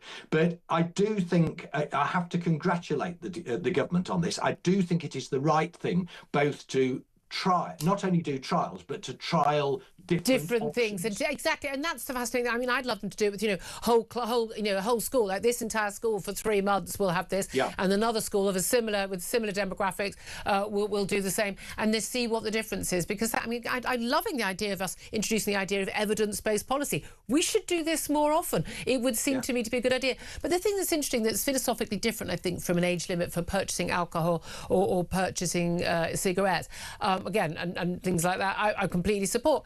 However, this is stuff that you do on your phone all the time. This is stuff you do in private life at home. It's not so easy to police, and the only way to police it is in a way where you have to enable adults to identify that they are adults. You do that by proving you are, and that invades the privacy of adults. I'm perfectly happy to have the privacy of children invaded to protect them, but that's very different from someone saying, can you just show me some ID when you buy cigarettes and you look under the age of 25? It is, but I think it is philosophically similar, because it's the idea of protecting those youngsters. And I say for me, it's not a philosophical argument, it's a practical argument. Will it work? If it doesn't work, is there any point doing it? Well, there might be. Actually, I mean, I think probably the nearest corollary you could have is the age of consent. I mean, we have the age of consent, but it is totally unenforceable. Other than the fact that actually people are aware of the law, and it does. And that's exactly simply having a law in itself actually has a message. Fascinating. Absolutely. Former head teacher Tim Clark, thank you so much. Really appreciate you joining us. Claire Pearsall, we've both got teenagers that are past the age where this would be relevant to them, but what do you think about these trials? I think it's a really good idea for actually once they've come up with something that might give us a set of results. We are shocked, but it seems very sensible. Time limits also, which I don't think anybody takes into account. No, it's a really good idea. And there are things that kids can do. You might think it's not the greatest way to spend your life. I know lots of parents who just limit, they're picking their sons,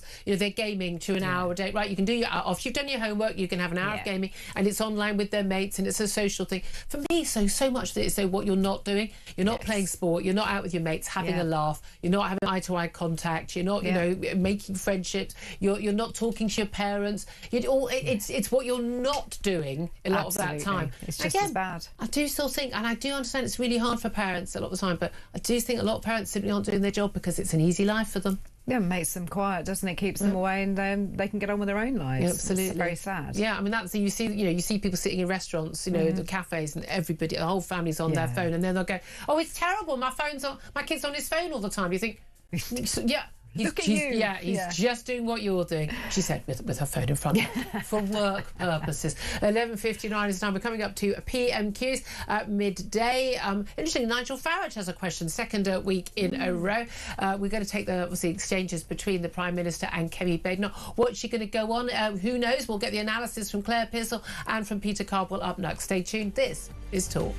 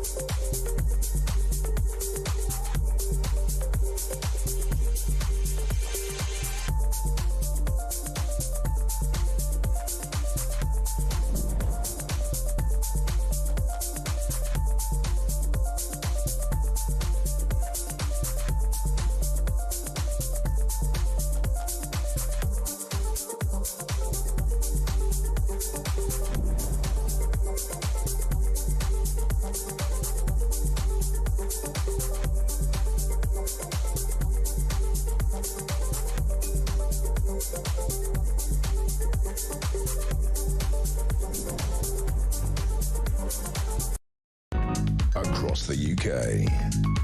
On DAB+, on your smart speaker, on your smart TV, and on your side. This is Talk.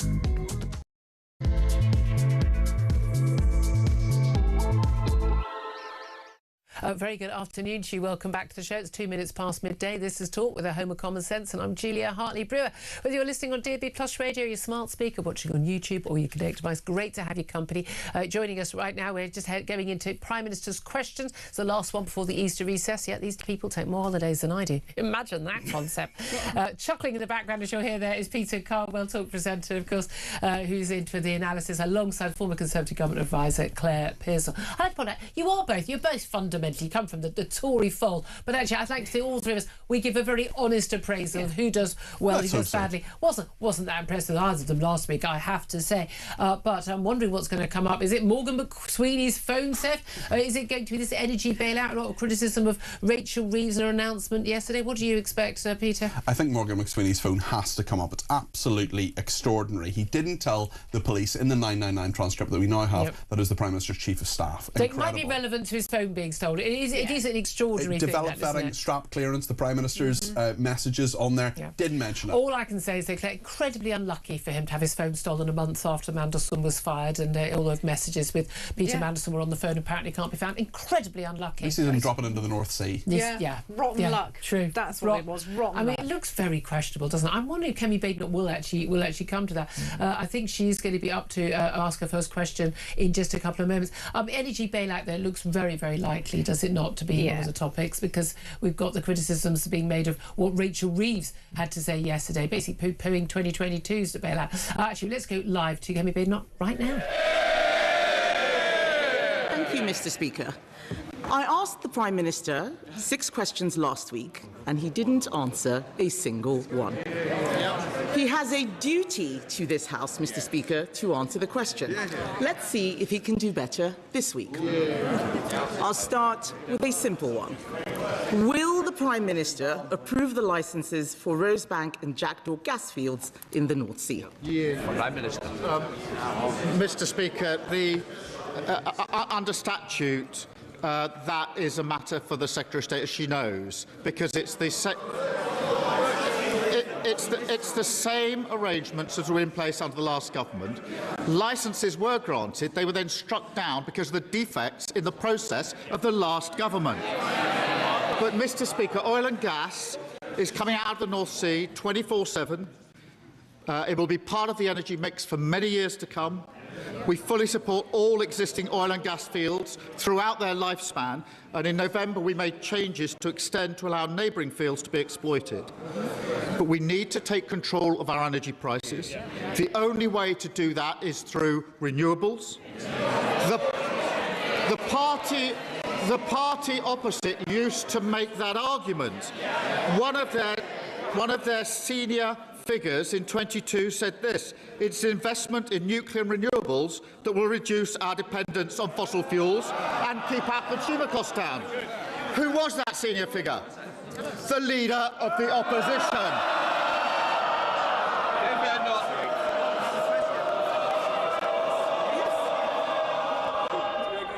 This is not the day to be thrown out with a 2-week break coming. Mr. Speaker, we can have renewables and oil and gas. He says it's a matter for the Secretary of State. He says it's a matter for the Secretary of State. I thought he was the Prime Minister, and he loves to hide behind legal process every single time. I wonder, Mr. Speaker, what a director of public... What? Have I... Order. Mr. Yeltsin, you don't want to test my patience, I'm sure. Come back. Mr. Speaker, the Prime Minister loves to hide behind legal process. I wonder what a Director of Public Prosecutions would make of the defence. Sorry, I can't produce my WhatsApps. My phone's been stolen. The Jackdaw gas field could be up and running before winter. All that gas would be used here in the UK to heat 1.6 million homes. That is enough to power Norfolk, Suffolk and Essex put together. So will the Prime Minister approve the licences, or is the Energy Secretary running the government? Prime Minister. Mr. Speaker, legislation has been passed. It's absolutely clear that the quasi-judicial duty under legislation rests with the Secretary of State. I really think if she's going to put this challenge to me, she needs to read the legislation. That is the legislation that they applied for 14 years. It's exactly the legislation that they used to put the licences in place, which were then struck down because the process was defective. But, Mr. Speaker, let's be clear, when Russia invaded Ukraine, energy prices doubled. The 12-day war, oil prices hit £100 a barrel. In the last 4 weeks, because we're on the fossil fuel roller coaster, everybody has been held to ransom. The only way forward is to go further and faster on renewables. And the leader... Mr. Speaker, the leader of the opposition's approach is to outsource our foreign policy and let the US decide whether we go to war, to outsource our energy policy to Russia and Iran and let them set the price of energy. I will never do that because it's not in the British national interest.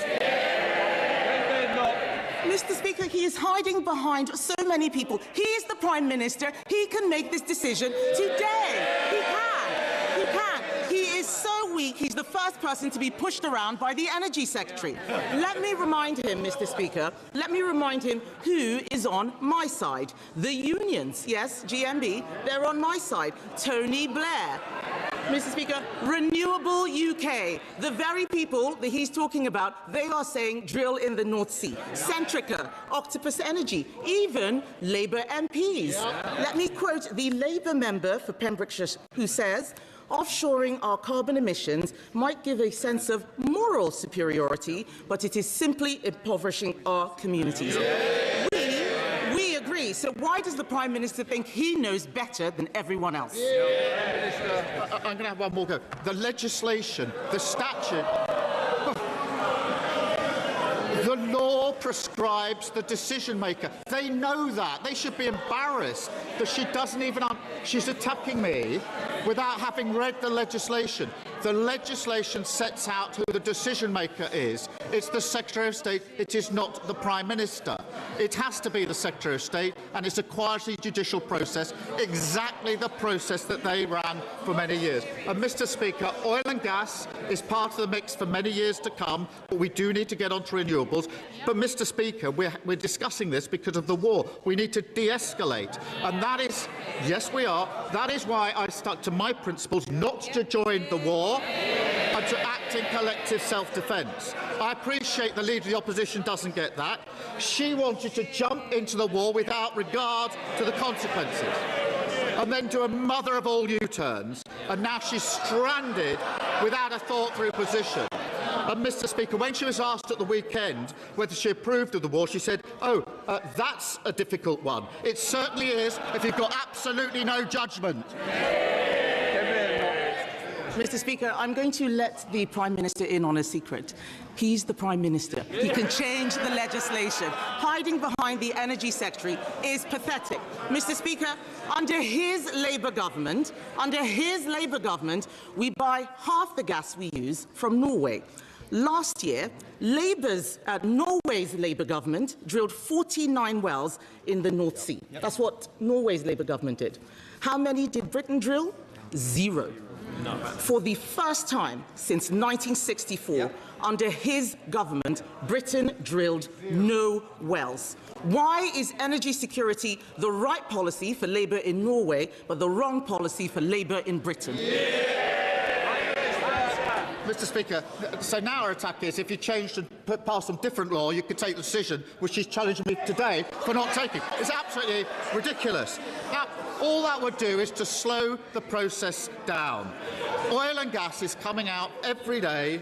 There's a mix of that and renewables. But it's really important, Mr. Speaker, the most important thing to get energy security is to ensure we de-escalate this war. I know where I stand on this. We are not joining the war. She wanted to join the war. she didn't think through the consequences, and now she doesn't know where she stands on the most important issue facing this country at this time. Mr. Speaker, the Norwegian Prime Minister is doing what is right for his country. If only our Prime Minister would do the same. Stopping all new drilling in the North Sea was a reckless promise when he made it before the election. In the middle of a global energy crisis, it is catastrophic.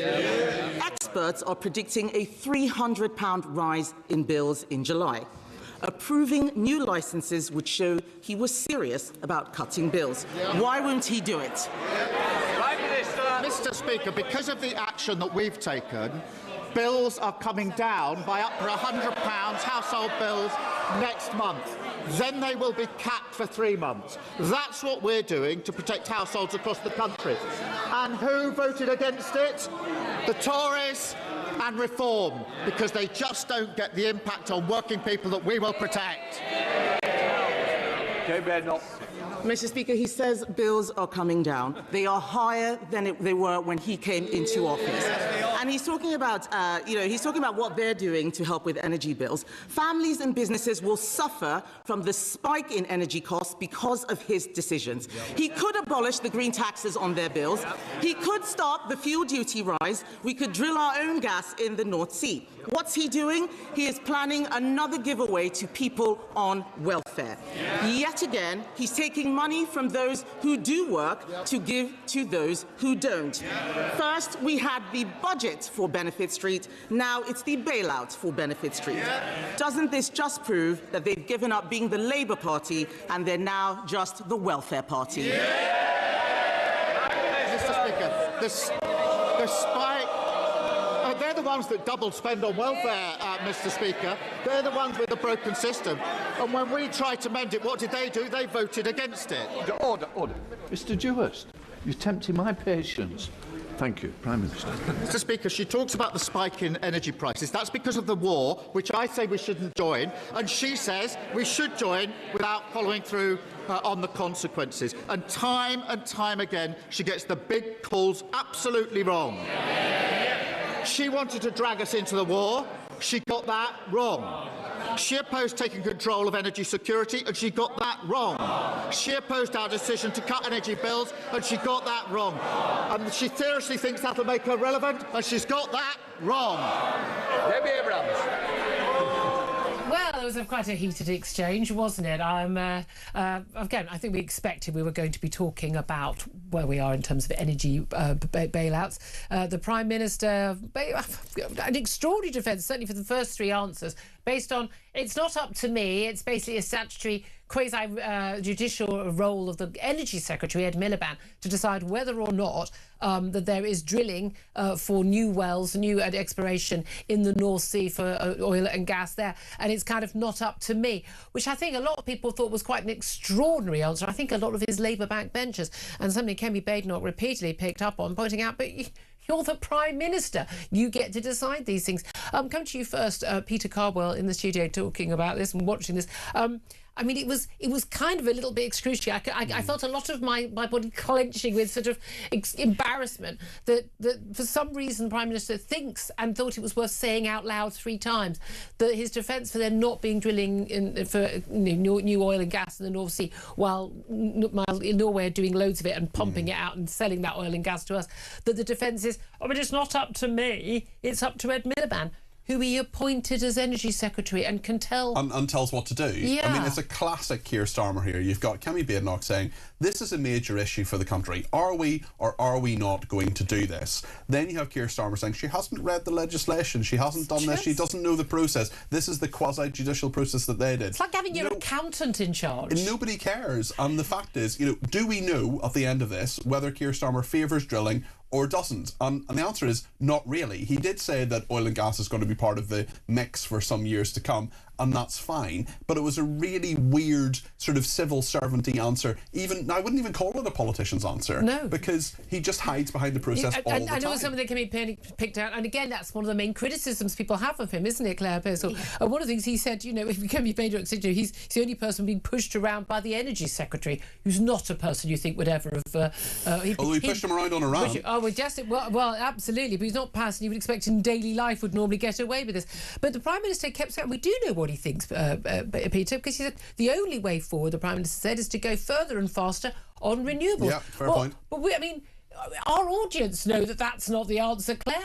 Well, exactly, and I think we also need to point out that, you know, he's not the Messiah, he's just the Energy Secretary, and in this case, he's absolutely wrong on all of these items. Don't you think Ed Miliband is the Messiah? Do you know? Ed Miliband thinks he's the Messiah. The bacon sandwich-wielding assassin. Saving the world one wind turbine at a time. Exactly, just don't invite him out for lunch. I think that he does have this belief that he's right, and all I've got here is some waffle, which was in relation to the answer that Keir Starmer gave, which was the very civil servant answer.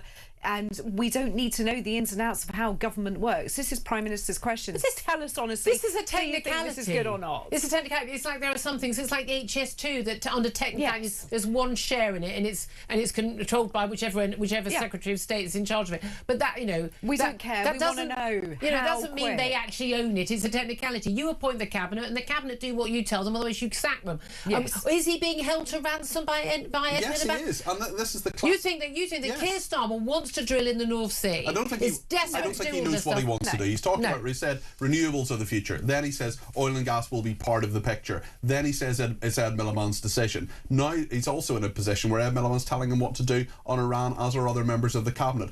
Donald Trump says, are you going to do this or are you not? He says, I'll talk to my team. He can't make a decision. We're seeing more and more on this. I mean, we've got the two... I mean, with Rachel Reeves as well, the two worst people who were in charge at a time of crisis, just not able to make quick decisions. They don't think on their feet. Kemi Badenoch was talking about, it was a reckless promise to stop new licences before the election. It's catastrophic now, and if he really cares about working families and their bills, he would want to do something about this. And she says, this is now not the Labour Party, it's the Welfare Party. Look, we can see how this is playing out. We can see the impact, the local elections and the Scottish and Welsh elections coming up on May the 7th, and how the parties are splitting on these sorts of issues. But at the end of the day, I mean, this shouldn't be a party political matter. This is a matter, Claire, of absolute economic need right now. And unfortunately, PMQs is the ultimate opportunity to land a punch, especially when it's the end of term. I mean, House rises tomorrow, so they want to get those headlines out there. They want to go into a local election campaign with their troops feeling good. So, no, you're right, it shouldn't be party political, but unfortunately, these headlines are going to stick. A bailout for Benefit Street, which Kemi Badenoch said. You can see that is going to form the headlines tomorrow morning on quite a lot of newspapers. I can never work out whether the Daily Mail is writing her script or she's writing their headlines. And Rachel Reeves said in her exact words that those who can afford more will pay more, as she put it. The most wealthiest, which isn't English, will pay more. So she can't do maths or English. That's it. This is interesting. But again, wasn't it fascinating yesterday when Rachel Reeves was basically saying, we wouldn't do what the Tories did in 2022 that cost, what the best part of 40 billion quid. At one point, could have had a price tag of 160 billion quid when Liz Truss announced that bailout for everybody to cap everyone's energy bills at £2,500 when they were actually rising to around the £4,000 mark. Well, not everyone's bills, the average bill. But basically sort of like dismissing this as utterly irresponsible, something that helped the wealthy people, the most wealthiest, as you say, rather than the poor. When in fact Rachel Reeves and Keir Starmer said the exact opposite in 2022. They were saying it was absolutely vital to help everybody.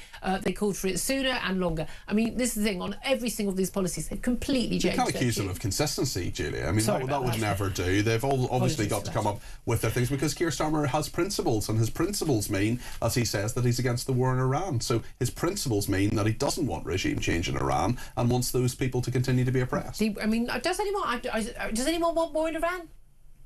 I mean, I want regime change, yes. Yes, I do, yeah. I'm not sure I want war in Iran, but certainly... exactly. But I mean, actually, I think Nigel Farage has got a question. I think he's going to be coming up in just a couple of seconds. We'll take Nigel Farage's question and see what he goes on. Let's go straight to the comments now. Thank you, Mr. Speaker. Smash the gangs. That is what the Prime Minister promised us. Trust me, I will stop the boats from coming. But 70,000 later, and 1,000 in the last week, and too many young men that pose a threat to national security. Is it not time to admit Smash the Gangs has been a total abject failure, along, frankly, with most of his other policies? But isn't it now time, he told us, as summer approaches, what is Plan B? Prime Minister. Well, Mr. Speaker, this is from the man in the party that voted against giving law enforcement counter-terrorism style powers to tackle it. So he wants the grievance, he doesn't want it sorted. And he has absolutely no judgment. He again said, let's join the war, let's all go to war. I want to make it perfectly clear he wants the war. A week later, screeching U-turn, we don't want to go to war. And he says, trust his judgment. Mr. Speaker, it's hard to take anything he says seriously. He promised lower tax, and now reform councils are hiking council tax by 9%. In Worcestershire, this is what he said about Worcestershire. He said, we took control of a virtually bankrupt council. I wish we hadn't bothered. He asked for people's votes, and then he abandons them. Reform don't want to solve problems, they only want to exploit them. I am thankful for the opportunity to change this country for the better. He says he wish he hadn't bothered winning councils, because they're an absolute disgrace. Well, there's no doubt at all, no love lost there. I mean, goodness me, who do you think... Okay, Claire, who do you think that Keir Starmer hates more, Kemi Badenoch or Nigel Farage? Because I detect that this is a really personal animosity in these answers. Yeah, I think there is absolutely no love lost between him and Nigel Farage, and I would suspect that that is the person he doesn't want to have questions from. Kemi Badenoch, he deals with. He doesn't like her particularly, I don't think, but he can deal with her. Well, that's the process, isn't it? he can mansplain to her a bit more, whereas Farage, he can't get one over on him. And I thought it was quite shocking that he used the word screeching U-turns for anybody other than himself. I mean, and you can actually just feel the laughter. Yes. And I think also the horror on the Labour benches in that one. Peter Cobble, I mean, Farage, this is his bread and butter. 70,000 migrants who come on those small boats, 1,000 just this week, mild weather, smashing the gangs hasn't worked. When will he admit it's a total abject failure?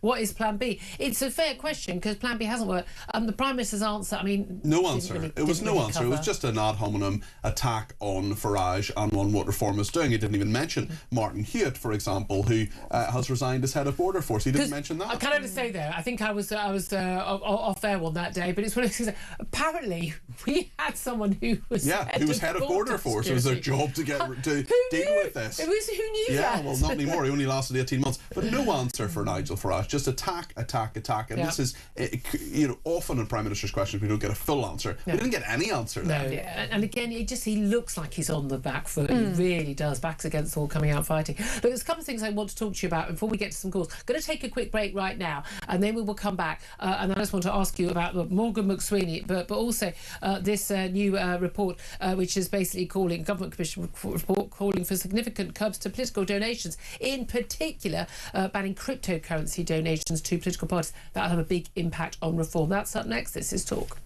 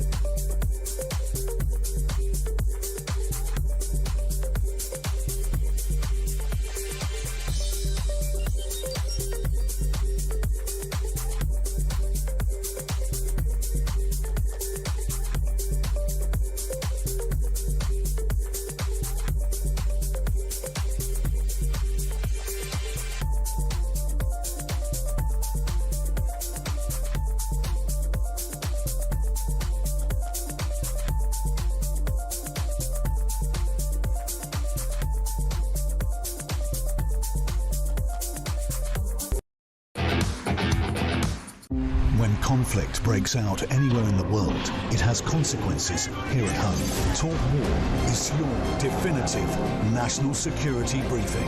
From the conflict in Ukraine to the tensions in Gaza and the latest escalation with Iran, this is where you'll find comprehensive comment and expert analysis with multiple updates throughout the day. The Talk War podcast from Talk, available on the Talk app or wherever you get your podcasts.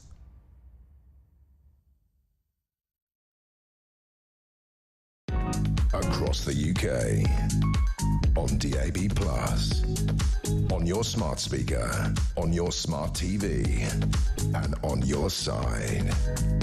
This is Talk. Afternoon, welcome back to the show. 12:27 is the time. I'm going to get to your calls, but I couldn't resist keeping Peter. We're going to keep Peter in the studio as long. We're going to lock the door, keep him in. Peter Carver's still here, Talk presenter, along with Claire Pearsall, former Conservative government advisor. I just want to ask you also about this extraordinary story in a bit more detail about Morgan McSweeny, Prime Minister's former Chief of Staff. He was Chief of Staff last October when his mobile phone was stolen from him. He claims, I'm going to put that in, he claims, I mean, I don't know, I haven't seen the footage of the CCTV. His phone was stolen as he left a restaurant on the phone, so his phone was unlocked. Someone in a balaclava on a bike, not unusual in London streets, I have to say, made a 999 call, but apparently, he's lost all his messages, all his WhatsApp messages with Peter Mandelson all around the time of his appointment and his sacking. Incredible bad luck, I think we can all agree. Well, it turns out the police didn't investigate. Well, the police actually took down the wrong address. They thought it was in East London, not in Belgravia, in the fancy part of southwest, central London. But also, crucially, he never mentioned he was the Prime Minister's Chief of Staff. Not in a do you know who I am way, but in a, yeah, I'm the Prime Minister's Chief of Staff, my phone's been stolen, there may be some stuff on that we don't want. He didn't tell any, the number 10 star police who would have perhaps, made sure this was investigated, because most of these phone thefts are not investigated. Something, by the way, Peter, he would have known, because he was the Prime Minister's Chief of Staff. This looks horribly fishy, horribly questionable.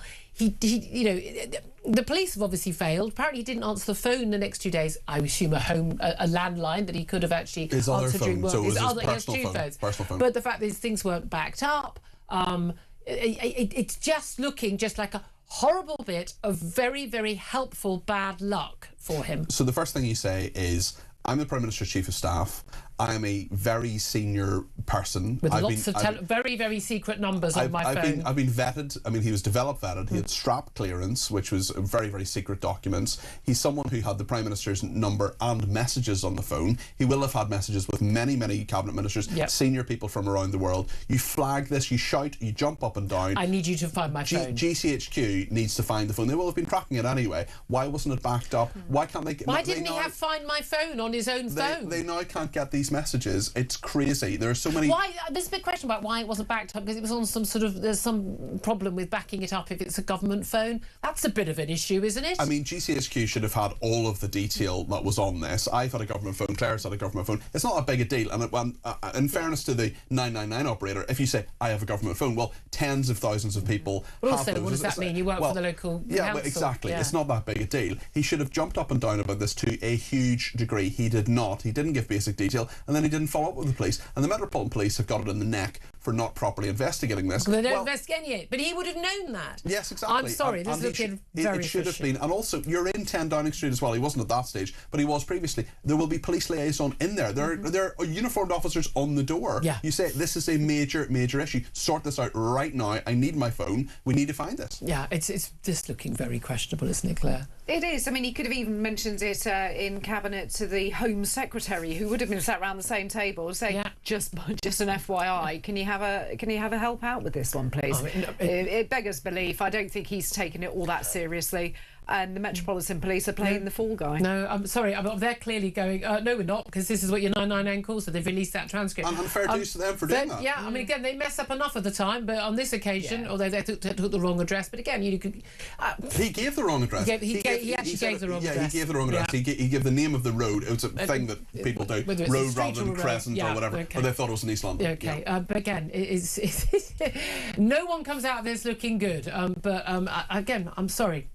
I'm thinking this is far too far too convenient for these messages to go missing. But anyway, also want to ask you about an announcement we've had from a government commissioned report into proposed significant curbs on political donations. And Philip Rycroft, he's a former COP official, is proposing immediate changes to legislation to curb foreign financial influence on our political system. All in favour of this. This would include a limit to the amount that Britons from overseas can donate to British political parties, limits on company donations, and a new moratorium, so immediately bringing in a pause right now on all cryptocurrency donations for political parties. Now, I have to say this, we know this is going to impact Reform and Nigel Farage the most. Christopher Harborne, a Thailand-based founder of cryptocurrency, he gave about £12 million last year to Reform. They're the only party that accept crypto donations. I have to say, I agree with every single aspect of this. The whole point of you paying in crypto is that you can't really identify who's giving the money. Now, we happen to know about this, but no, I don't think that anyone living overseas should be able to donate to any political party. In this country, I don't think that anybody should be allowed to donate more than, say, £10,000. Individually or as a company, but because I think money is too influential on our politics. But this is a good start. It is a good start, and I hope that certainly the foreign donations are extended to Sinn Féin in Northern Ireland, who take a lot of foreign money as well. The point of all of this is to clean it up as much as can be done. Foreign influence can be done in so many different ways, though we see so much influence on social media. And even like Elon Musk, he could have donated to Reform because he has companies in the UK. In the UK as well. So this is a start, certainly, but Reform UK will not be happy with this. Yeah. What do you make of this, Claire? Yeah, I think this is really sensible because you've got people hiding behind the anonymity of a currency that I don't actually entirely understand, I have to be honest. But I think that we need to look at what caps we have on political funding in the first place. I'm not sure that 10,000, but I think you need to have a conversation around how much. No, I want it to be low. I don't want anyone to have any more influence on than my vote has. And, I think you're right. I'm really sorry. I know people Aaron Banks when he donated to Leave.eu, and if he hadn't, my God, we may not have seen that Brexit vote. We'll talk about that with Gina Miller in a couple of moments. But at the end of the day, I don't want anyone being in a position where they can influence our politics because they've got more money than everyone else on whatever side, whether they're someone I agree with or disagree with. I think the Americanisation of our politics is a danger. We don't want to go down the American road. Absolutely not. Brig, thanks for saying. If you could just stay for a couple of minutes, got a couple of calls I want to get to. Michael's on the line. 0344 499 1000 is the number to call. Energy, big topic today, came up in PMQs, pretty much the whole of those 6 questions from Kemi Badenoch to the Prime Minister. But Michael's in Hertfordshire. Michael, what do you want to say? Good afternoon to everybody. I can't go into Labour's mistakes because it would take a week. But I would like to talk about the oil. Experts and non-experts are saying we should be drilling for oil and gas in the North Sea. And Silly Band just won't do it. He keeps talking about it will cost just as much as we pay for it. What about the employment it would give? What about the tax the companies would? He's just got to be got rid of. He's just... It appears to me that the Prime Minister agrees with him, and that's part of the problem. And certainly, this up to the Energy Secretary, not me. It's an absolute load of codswallop. Michael, I couldn't agree with you more. Well, look, none of us is experts, and we understand it, so I don't know how he doesn't. Oh, really, a Silly Band is absolutely the right title and job for him, or name for him. Graham is in Suffolk. He wants to have his say. Hi, Graham. Hi, Julia. Thanks for taking my call. Oh, thanks for calling. That was another classic PMQ&A, wasn't it? Prime Minister's questions and no answers. I am very interested in the help that the government are going to give us for our gas and energy, gas and electricity bills.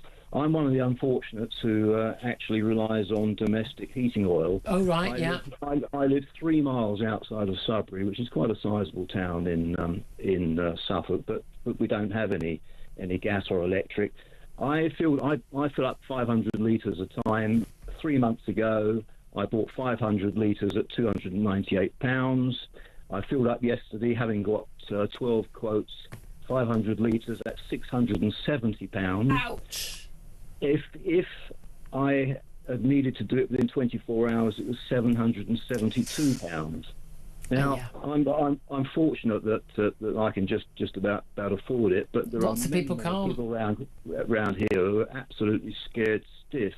I mean, listening to that rubbish earlier, it's been evident for a long time that Miliband runs the whole show and is likely to be the next Prime Minister. Do you know how to get rid of him? I've no idea. He's got to be sectioned under the Mental Health Act. See, I mean, but also Keir Starmer, who's appointed him. Graham, thank you very much indeed for that. We've got to go to a quick break in a moment, but good to keep Peter Carbell in the studio, because you've just been messaging with number 10 folk about they go back to Morgan McSweeny, the former chief of staff to the Prime Minister, having his phone stolen, about there is actually a formal process when you have a government phone, you work in number 10, you've got Prime Minister's personal number, messages on your phone, and it's on what you're supposed to do. So it doesn't sound like he did it. What was he supposed to do? So this number 10 insider has been there for many, many years, has just messaged me to say, if a number 10 member of staff has their phone stolen or misplaced, first they have to inform security then inform the parliamentary police on the gates, and special branch. If it's someone like McSweeny, the cabinet secretary must be informed too. Wow. He would also have been told to inform his local police station or Charing Cross, which is the closest one to Downing Street. IT would have been informed as they issue the encrypted phones. Was that process followed? That's the question now. It really does not sound like it, does it? If you made a 999 call to police, because you wouldn't make a 999 call if that was the first call you were making. Absolutely fascinating. Well, we'll see if we can get some answers to that, because the plot is thickening. And 12:37 is the time. Up next, we're going to talk about, well, Keir Starmer basically taking us back into the EU and basically undermining Brexit by the back door. No doubt he's being cheered on by my next guest. You remember her? Gina Miller, businesswoman and campaigner. She's up next. This is Talk.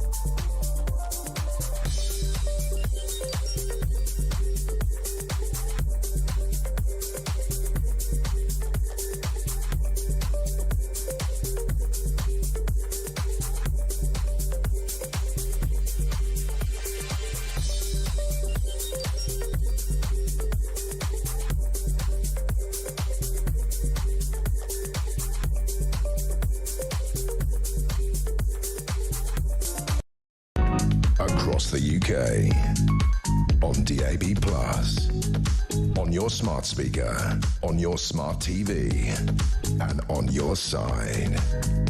This is Talk.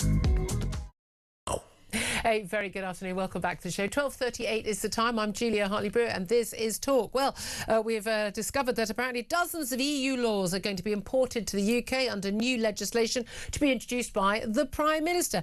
Part of this sort of, well, some would say controversial drive to bring Britain closer to Brussels again. Prime Minister's bringing forward a bill helping the process in the next parliamentary session. It's going to introduce basically a bill that will lead us to follow 76, count them, 76 European Union edicts on food standards alone. It's all part of us basically aligning dynamically, as in every single change we follow with the EU, in which case, why don't we just bother going back in? Well, let's put this to businesswoman and campaigner Gina Miller, who joins me right now. A very good afternoon to you. Long time, long see. Long time, Julia. It has been. Now, we were very much on opposite sides of the debate on Brexit, not just a Brexit campaign, but also on the attempts to undermine the biggest democratic vote for anything this country has ever seen.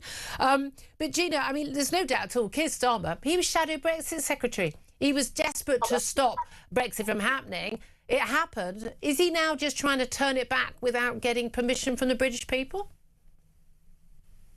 Well, I have to say, he's finally admitting the damage. But I mean, the problem is that this has got to be about grown-up conversations about the economy. Because really, if we don't have money in our coffers, we don't have a growing economy. I mean, growth is the thing they talked about. And I think what they've realized is that their policies have basically haven't budged the dial when it comes to growth or economy. So they're now looking at Brexit. But actually, the damage caused by Brexit, and it's now not theoretical. I mean, I have to say, I think 8% damage that they're quoting is a bit high. I think it's somewhere between 5 and 8%. But but these are large. I mean, why not just say 20%? If we're going to make numbers up, let's just call it 20%. No, it is there, but they are structural. And him tidying up at the edges and tinkering with the trade and cooperation agreement is really like saying, oh, we accept that you've got a broken back, but we're going to prescribe you paracetamol. Right. You want him to go further and faster, taking us back into...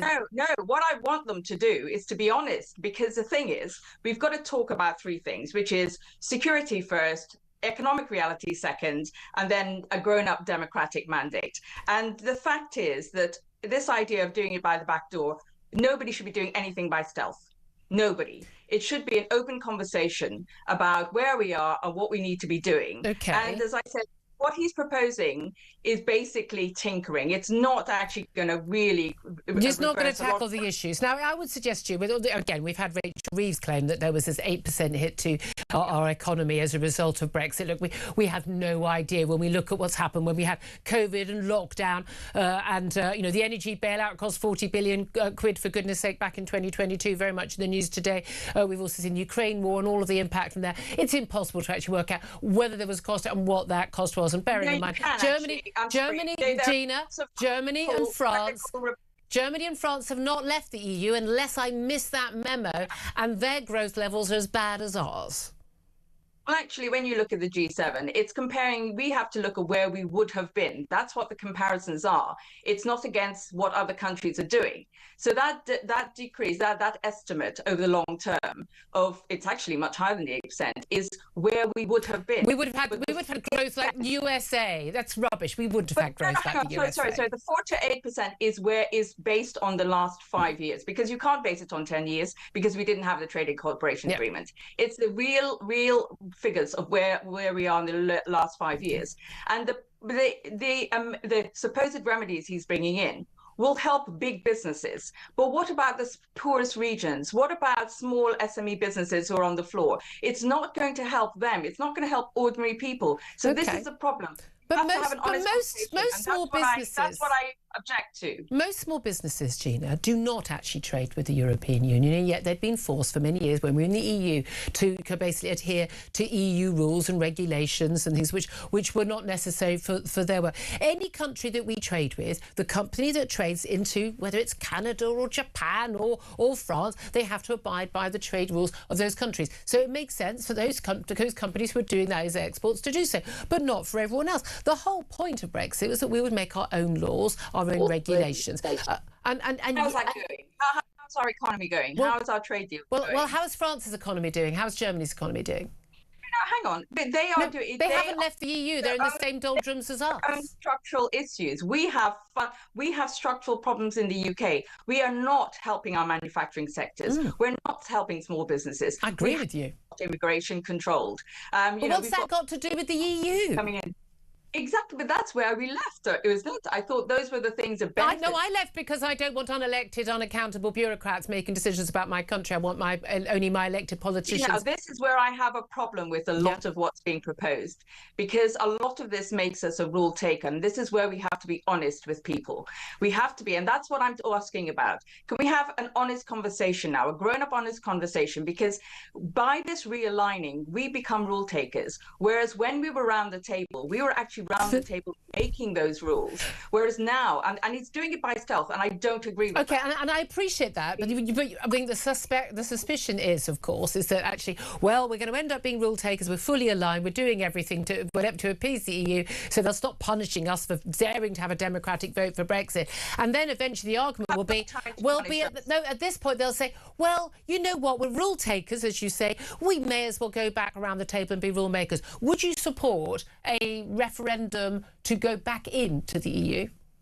No, I don't think it should be a referendum. Because you'd lose it. I don't believe in any referendum. You'd lose it. You don't believe in referendums? Actually, Julia, every single poll, depending on which number you're going to look at, apart from Lincolnshire, every single region and every poll shows that Reform would win. So let's not go there and mislead the public on the fact that Reform would win? You mean Remain would win? Yeah, so go back in would win, you mean? Remain. Yeah, not after a campaign, not after we knew what the EU deal would be, not after that's why I don't want a referendum. Because you'd lose it. got to be. Could you lose it? Because it would be lies. It would be based on lies, Julia. I thought we were going to have a grown-up conversation here. Look, no, but I do want to go to a conversation. You're saying we shouldn't go back in by stealth, but we shouldn't be rule takers. So the answer then is a referendum, right? No, it isn't. It should be on manifestos for the next election. And I don't think right now, because the other bit of this conversation we have to be honest about is that we would be number 10 in the queue to rejoining if that whole debate came about. Because again, you have to tell people there are 9 countries ahead of us, including Ukraine. So we can't suddenly leapfrog them all and become a member again. You know, what we should be talking about now is what are the fixes to help our economy, to help businesses, to help the British public with their cost of living and keep our country safe. Well, I can throw some ideas out to you right now, and that would be North Sea oil and gas drilling, ending net zero madness, taking people off welfare. I'm sorry, Julia, but those are private companies. It would go back on the open market. That does not come back to the UK. You really do need to be honest about that. Sorry, Gina, are you aware? Have you heard of this thing? I'm going to throw this out. Have you heard of this thing called tax? Yes. Yeah. So you are aware that when the license are given, there's also tax on that. Those oil sales, and the British government, the British people would get the benefit of that very, very high rate of tax. And that would be money that we had coming into our coffers. So the cost of drilling on those fields at the moment is about 3 times what it was in the past because they're much, much deeper. Then it was sold on the open market. So we'd have to see what price then the tax. And that's why Norway don't bother, isn't it? Because it's not cost effective. That's why Norway don't bother drilling. Right? No. Norway have made a different decision, and they have different access to the fields, and they have a different structure of their market. What should be reformed? Therefore, we can change all that. We're not in the EU. We can change all that. For some reason, drilling in the North Sea for oil and gas is a benefit to the Norwegian economy, but it wouldn't be a benefit to our economy. Because of the way the laws work in this country, we can change and how the laws. we have to go about getting governments it. Do. Yeah, and it will take time. It's not going to happen overnight. It's not going to help us in the immediate future. No, I'm not talking about helping my bill next month, but long term. If we didn't do anything long term, we wouldn't have 5 years, 10 years, 15 years. I'll take that. So, yes, that works for me. Yes. Well, we should be looking at a mix that is sensible for our country, because the most important thing is that we become. I mean, this war is proving that we cannot rely on Europe or actually any other country. We need to become much more self-efficient. Yeah. And we need to be the mix. Okay. We need to have a mix that makes us sustainable and secure and resilient. And that's what this conversation should be about. Okay. I'm all for that, and I'm all for having that conversation. We try and have that conversation pretty much daily on this show, I have to say. Gina, the only thing I'm disappointed in has to be Brexit. Time is against us, and I'm just very, very. It's not down to Brexit. It's down to inadequate governments over the many, many years. I have to say though, I'm really disappointed we're not going to get the fun of another Brexit campaign because I know I'd win and it would be fun to beat you again. But it's an absolute pleasure to have you back on the show. Businesswoman and campaigner Gina Miller, I really appreciate you taking the time to talk, so I hope you come back again. This is Talk. We are the home of common sense. Final word to Claire Pearsall on that, listening to all that. Oh, let's go round the block again, another referendum. But why is it that you can only have a grown-up conversation if you're going to talk about the Remain or rejoining the EU? What about the rest of us? Are we not grown up and democratic? No, I don't think we are, apparently. 12:49 is the time. Up next, going to be talking about NHS abject failures on pretty every front and why we're not that satisfied with the NHS. This is Talk.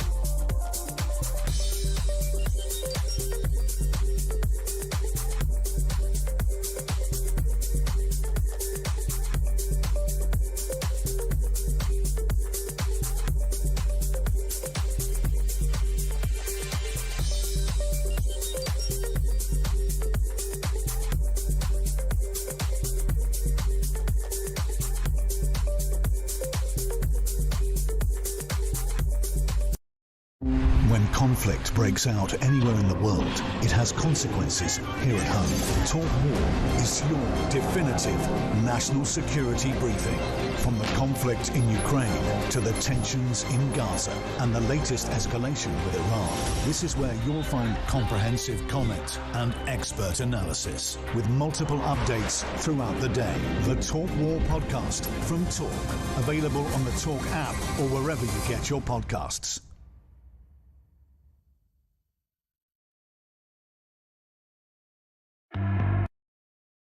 Across the UK, on DAB+, on your smart speaker, on your smart TV, and on your side. This is Talk. This is Talk, the Home of Common Sense, for me, Julia Hartley-Brewer. God, we're not going to get another another Brexit referendum. Maybe we should have a referendum on the NHS, our next subject of debate today. Let's talk to Dr. John Punters. He's the co-chair of Keep Our NHS Public, campaign group to stop people trying to privatise the NHS. Even as far as I'm aware, there isn't a single political party planning to do that. Very good afternoon to you, John. Hello, Julia. Hello, thanks for joining us. Lots of news about the NHS today. I just want to ask you just about the latest stats in terms of the sort of there's a very regular survey of patient and voter satisfaction with the NHS, and it was at 70% in 2010. Back in 2024, it was at 21%, the lowest it's ever hit in the wake of the basically the shutting down of the NHS during COVID. And now it's improving. It's gone back up to, guess what, 26%. We're basically looking like only 1 in 4 people in this country, pretty much all of whom paid for the NHS at some point in their lives, think that it's actually working well. That's a bit worrying, isn't it? It's extremely worrying. And although these figures are being presented as evidence that things are improving, and that's why people are more satisfied, as you pointed out, these figures in historical terms are extremely bad. So back in the 90s, when people were also very concerned about the NHS, satisfaction was about 35%, and it did go up to 70% after changes that were made by New Labour, which included, of course, increasing investment. I mean, huge amounts of money went in under Tony Blair. So these figures are bad. But the interesting thing is, huge more amounts of money have gone in. You know, we had a debate with Gina Miller about that. You know, £350 million extra a week for the NHS if we chose, instead of left the EU. More than that has been going in to the NHS since COVID, and yet we're not seeing satisfaction levels going up. The money seems to be going to this bottomless pit, but we're not seeing a lot more operations, or a lot more treatments, and things happening much quicker. Where's it all going? Well, you know, I think what my answer would be to that is that the NHS has to grow. The population's gone up by 7 million. And it's aged. And, you know, hospitals are falling down. 25% of primary care facilities predate the NHS. There were 120 sewage leaks in my hospital the year before last. You know, there's all these infrastructural problems, as well as still 100,000 staff vacancies, which make it difficult to be more productive. And lack of beds is a huge problem. Now, the biggest change under Labour in 21 months has been the huge increase in corridor care. So last month, 150,000 people waited more than 12 hours on a trolley for admission. And many of those, or some of them, would die as a result. Royal College of Emergency Medicine says 16,500 people. But then, I mean, here's the thing: is it literally beyond the wit of man to find some space for some more beds and to hire some more staff? I would have thought your number one job, if you're a hospital manager, would be to hire more staff and make sure you've got more beds. Well, the problem is wider than that, as you're well aware. So 1 in 7 beds have patients in who are fit to go home. Yep. There isn't community support, social care support, so they stay in hospital. So well, I'm old enough and ugly enough to remember when, 20 years ago, various governments said they were going to deal with that, the joining up of social care. Boris Johnson came into office, he had a plan. He had a plan for all of that as well, didn't he? No government actually tackles it, even though it would actually save money and improve the NHS. I mean, it's almost like the system doesn't work, John. Well, government doesn't work very well in this respect. They really do have to grasp the nettle of social care. And the Royal College of Emergency Medicine had said 10,000 extra beds would actually make quite a big difference.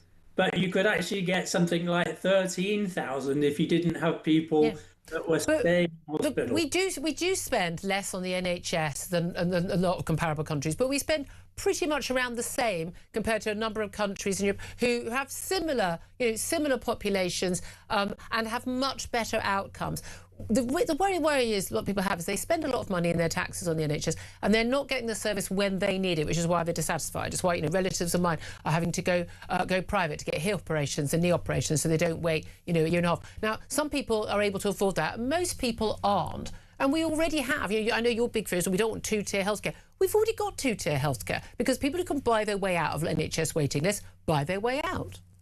Absolutely, and that's why when you say no political party is arguing for privatisation, they don't argue openly for it, but their policies actually drive it in that direction. Whose policies? I mean, you've got a Labour government in right now. You've just given junior doctors a big pay rise.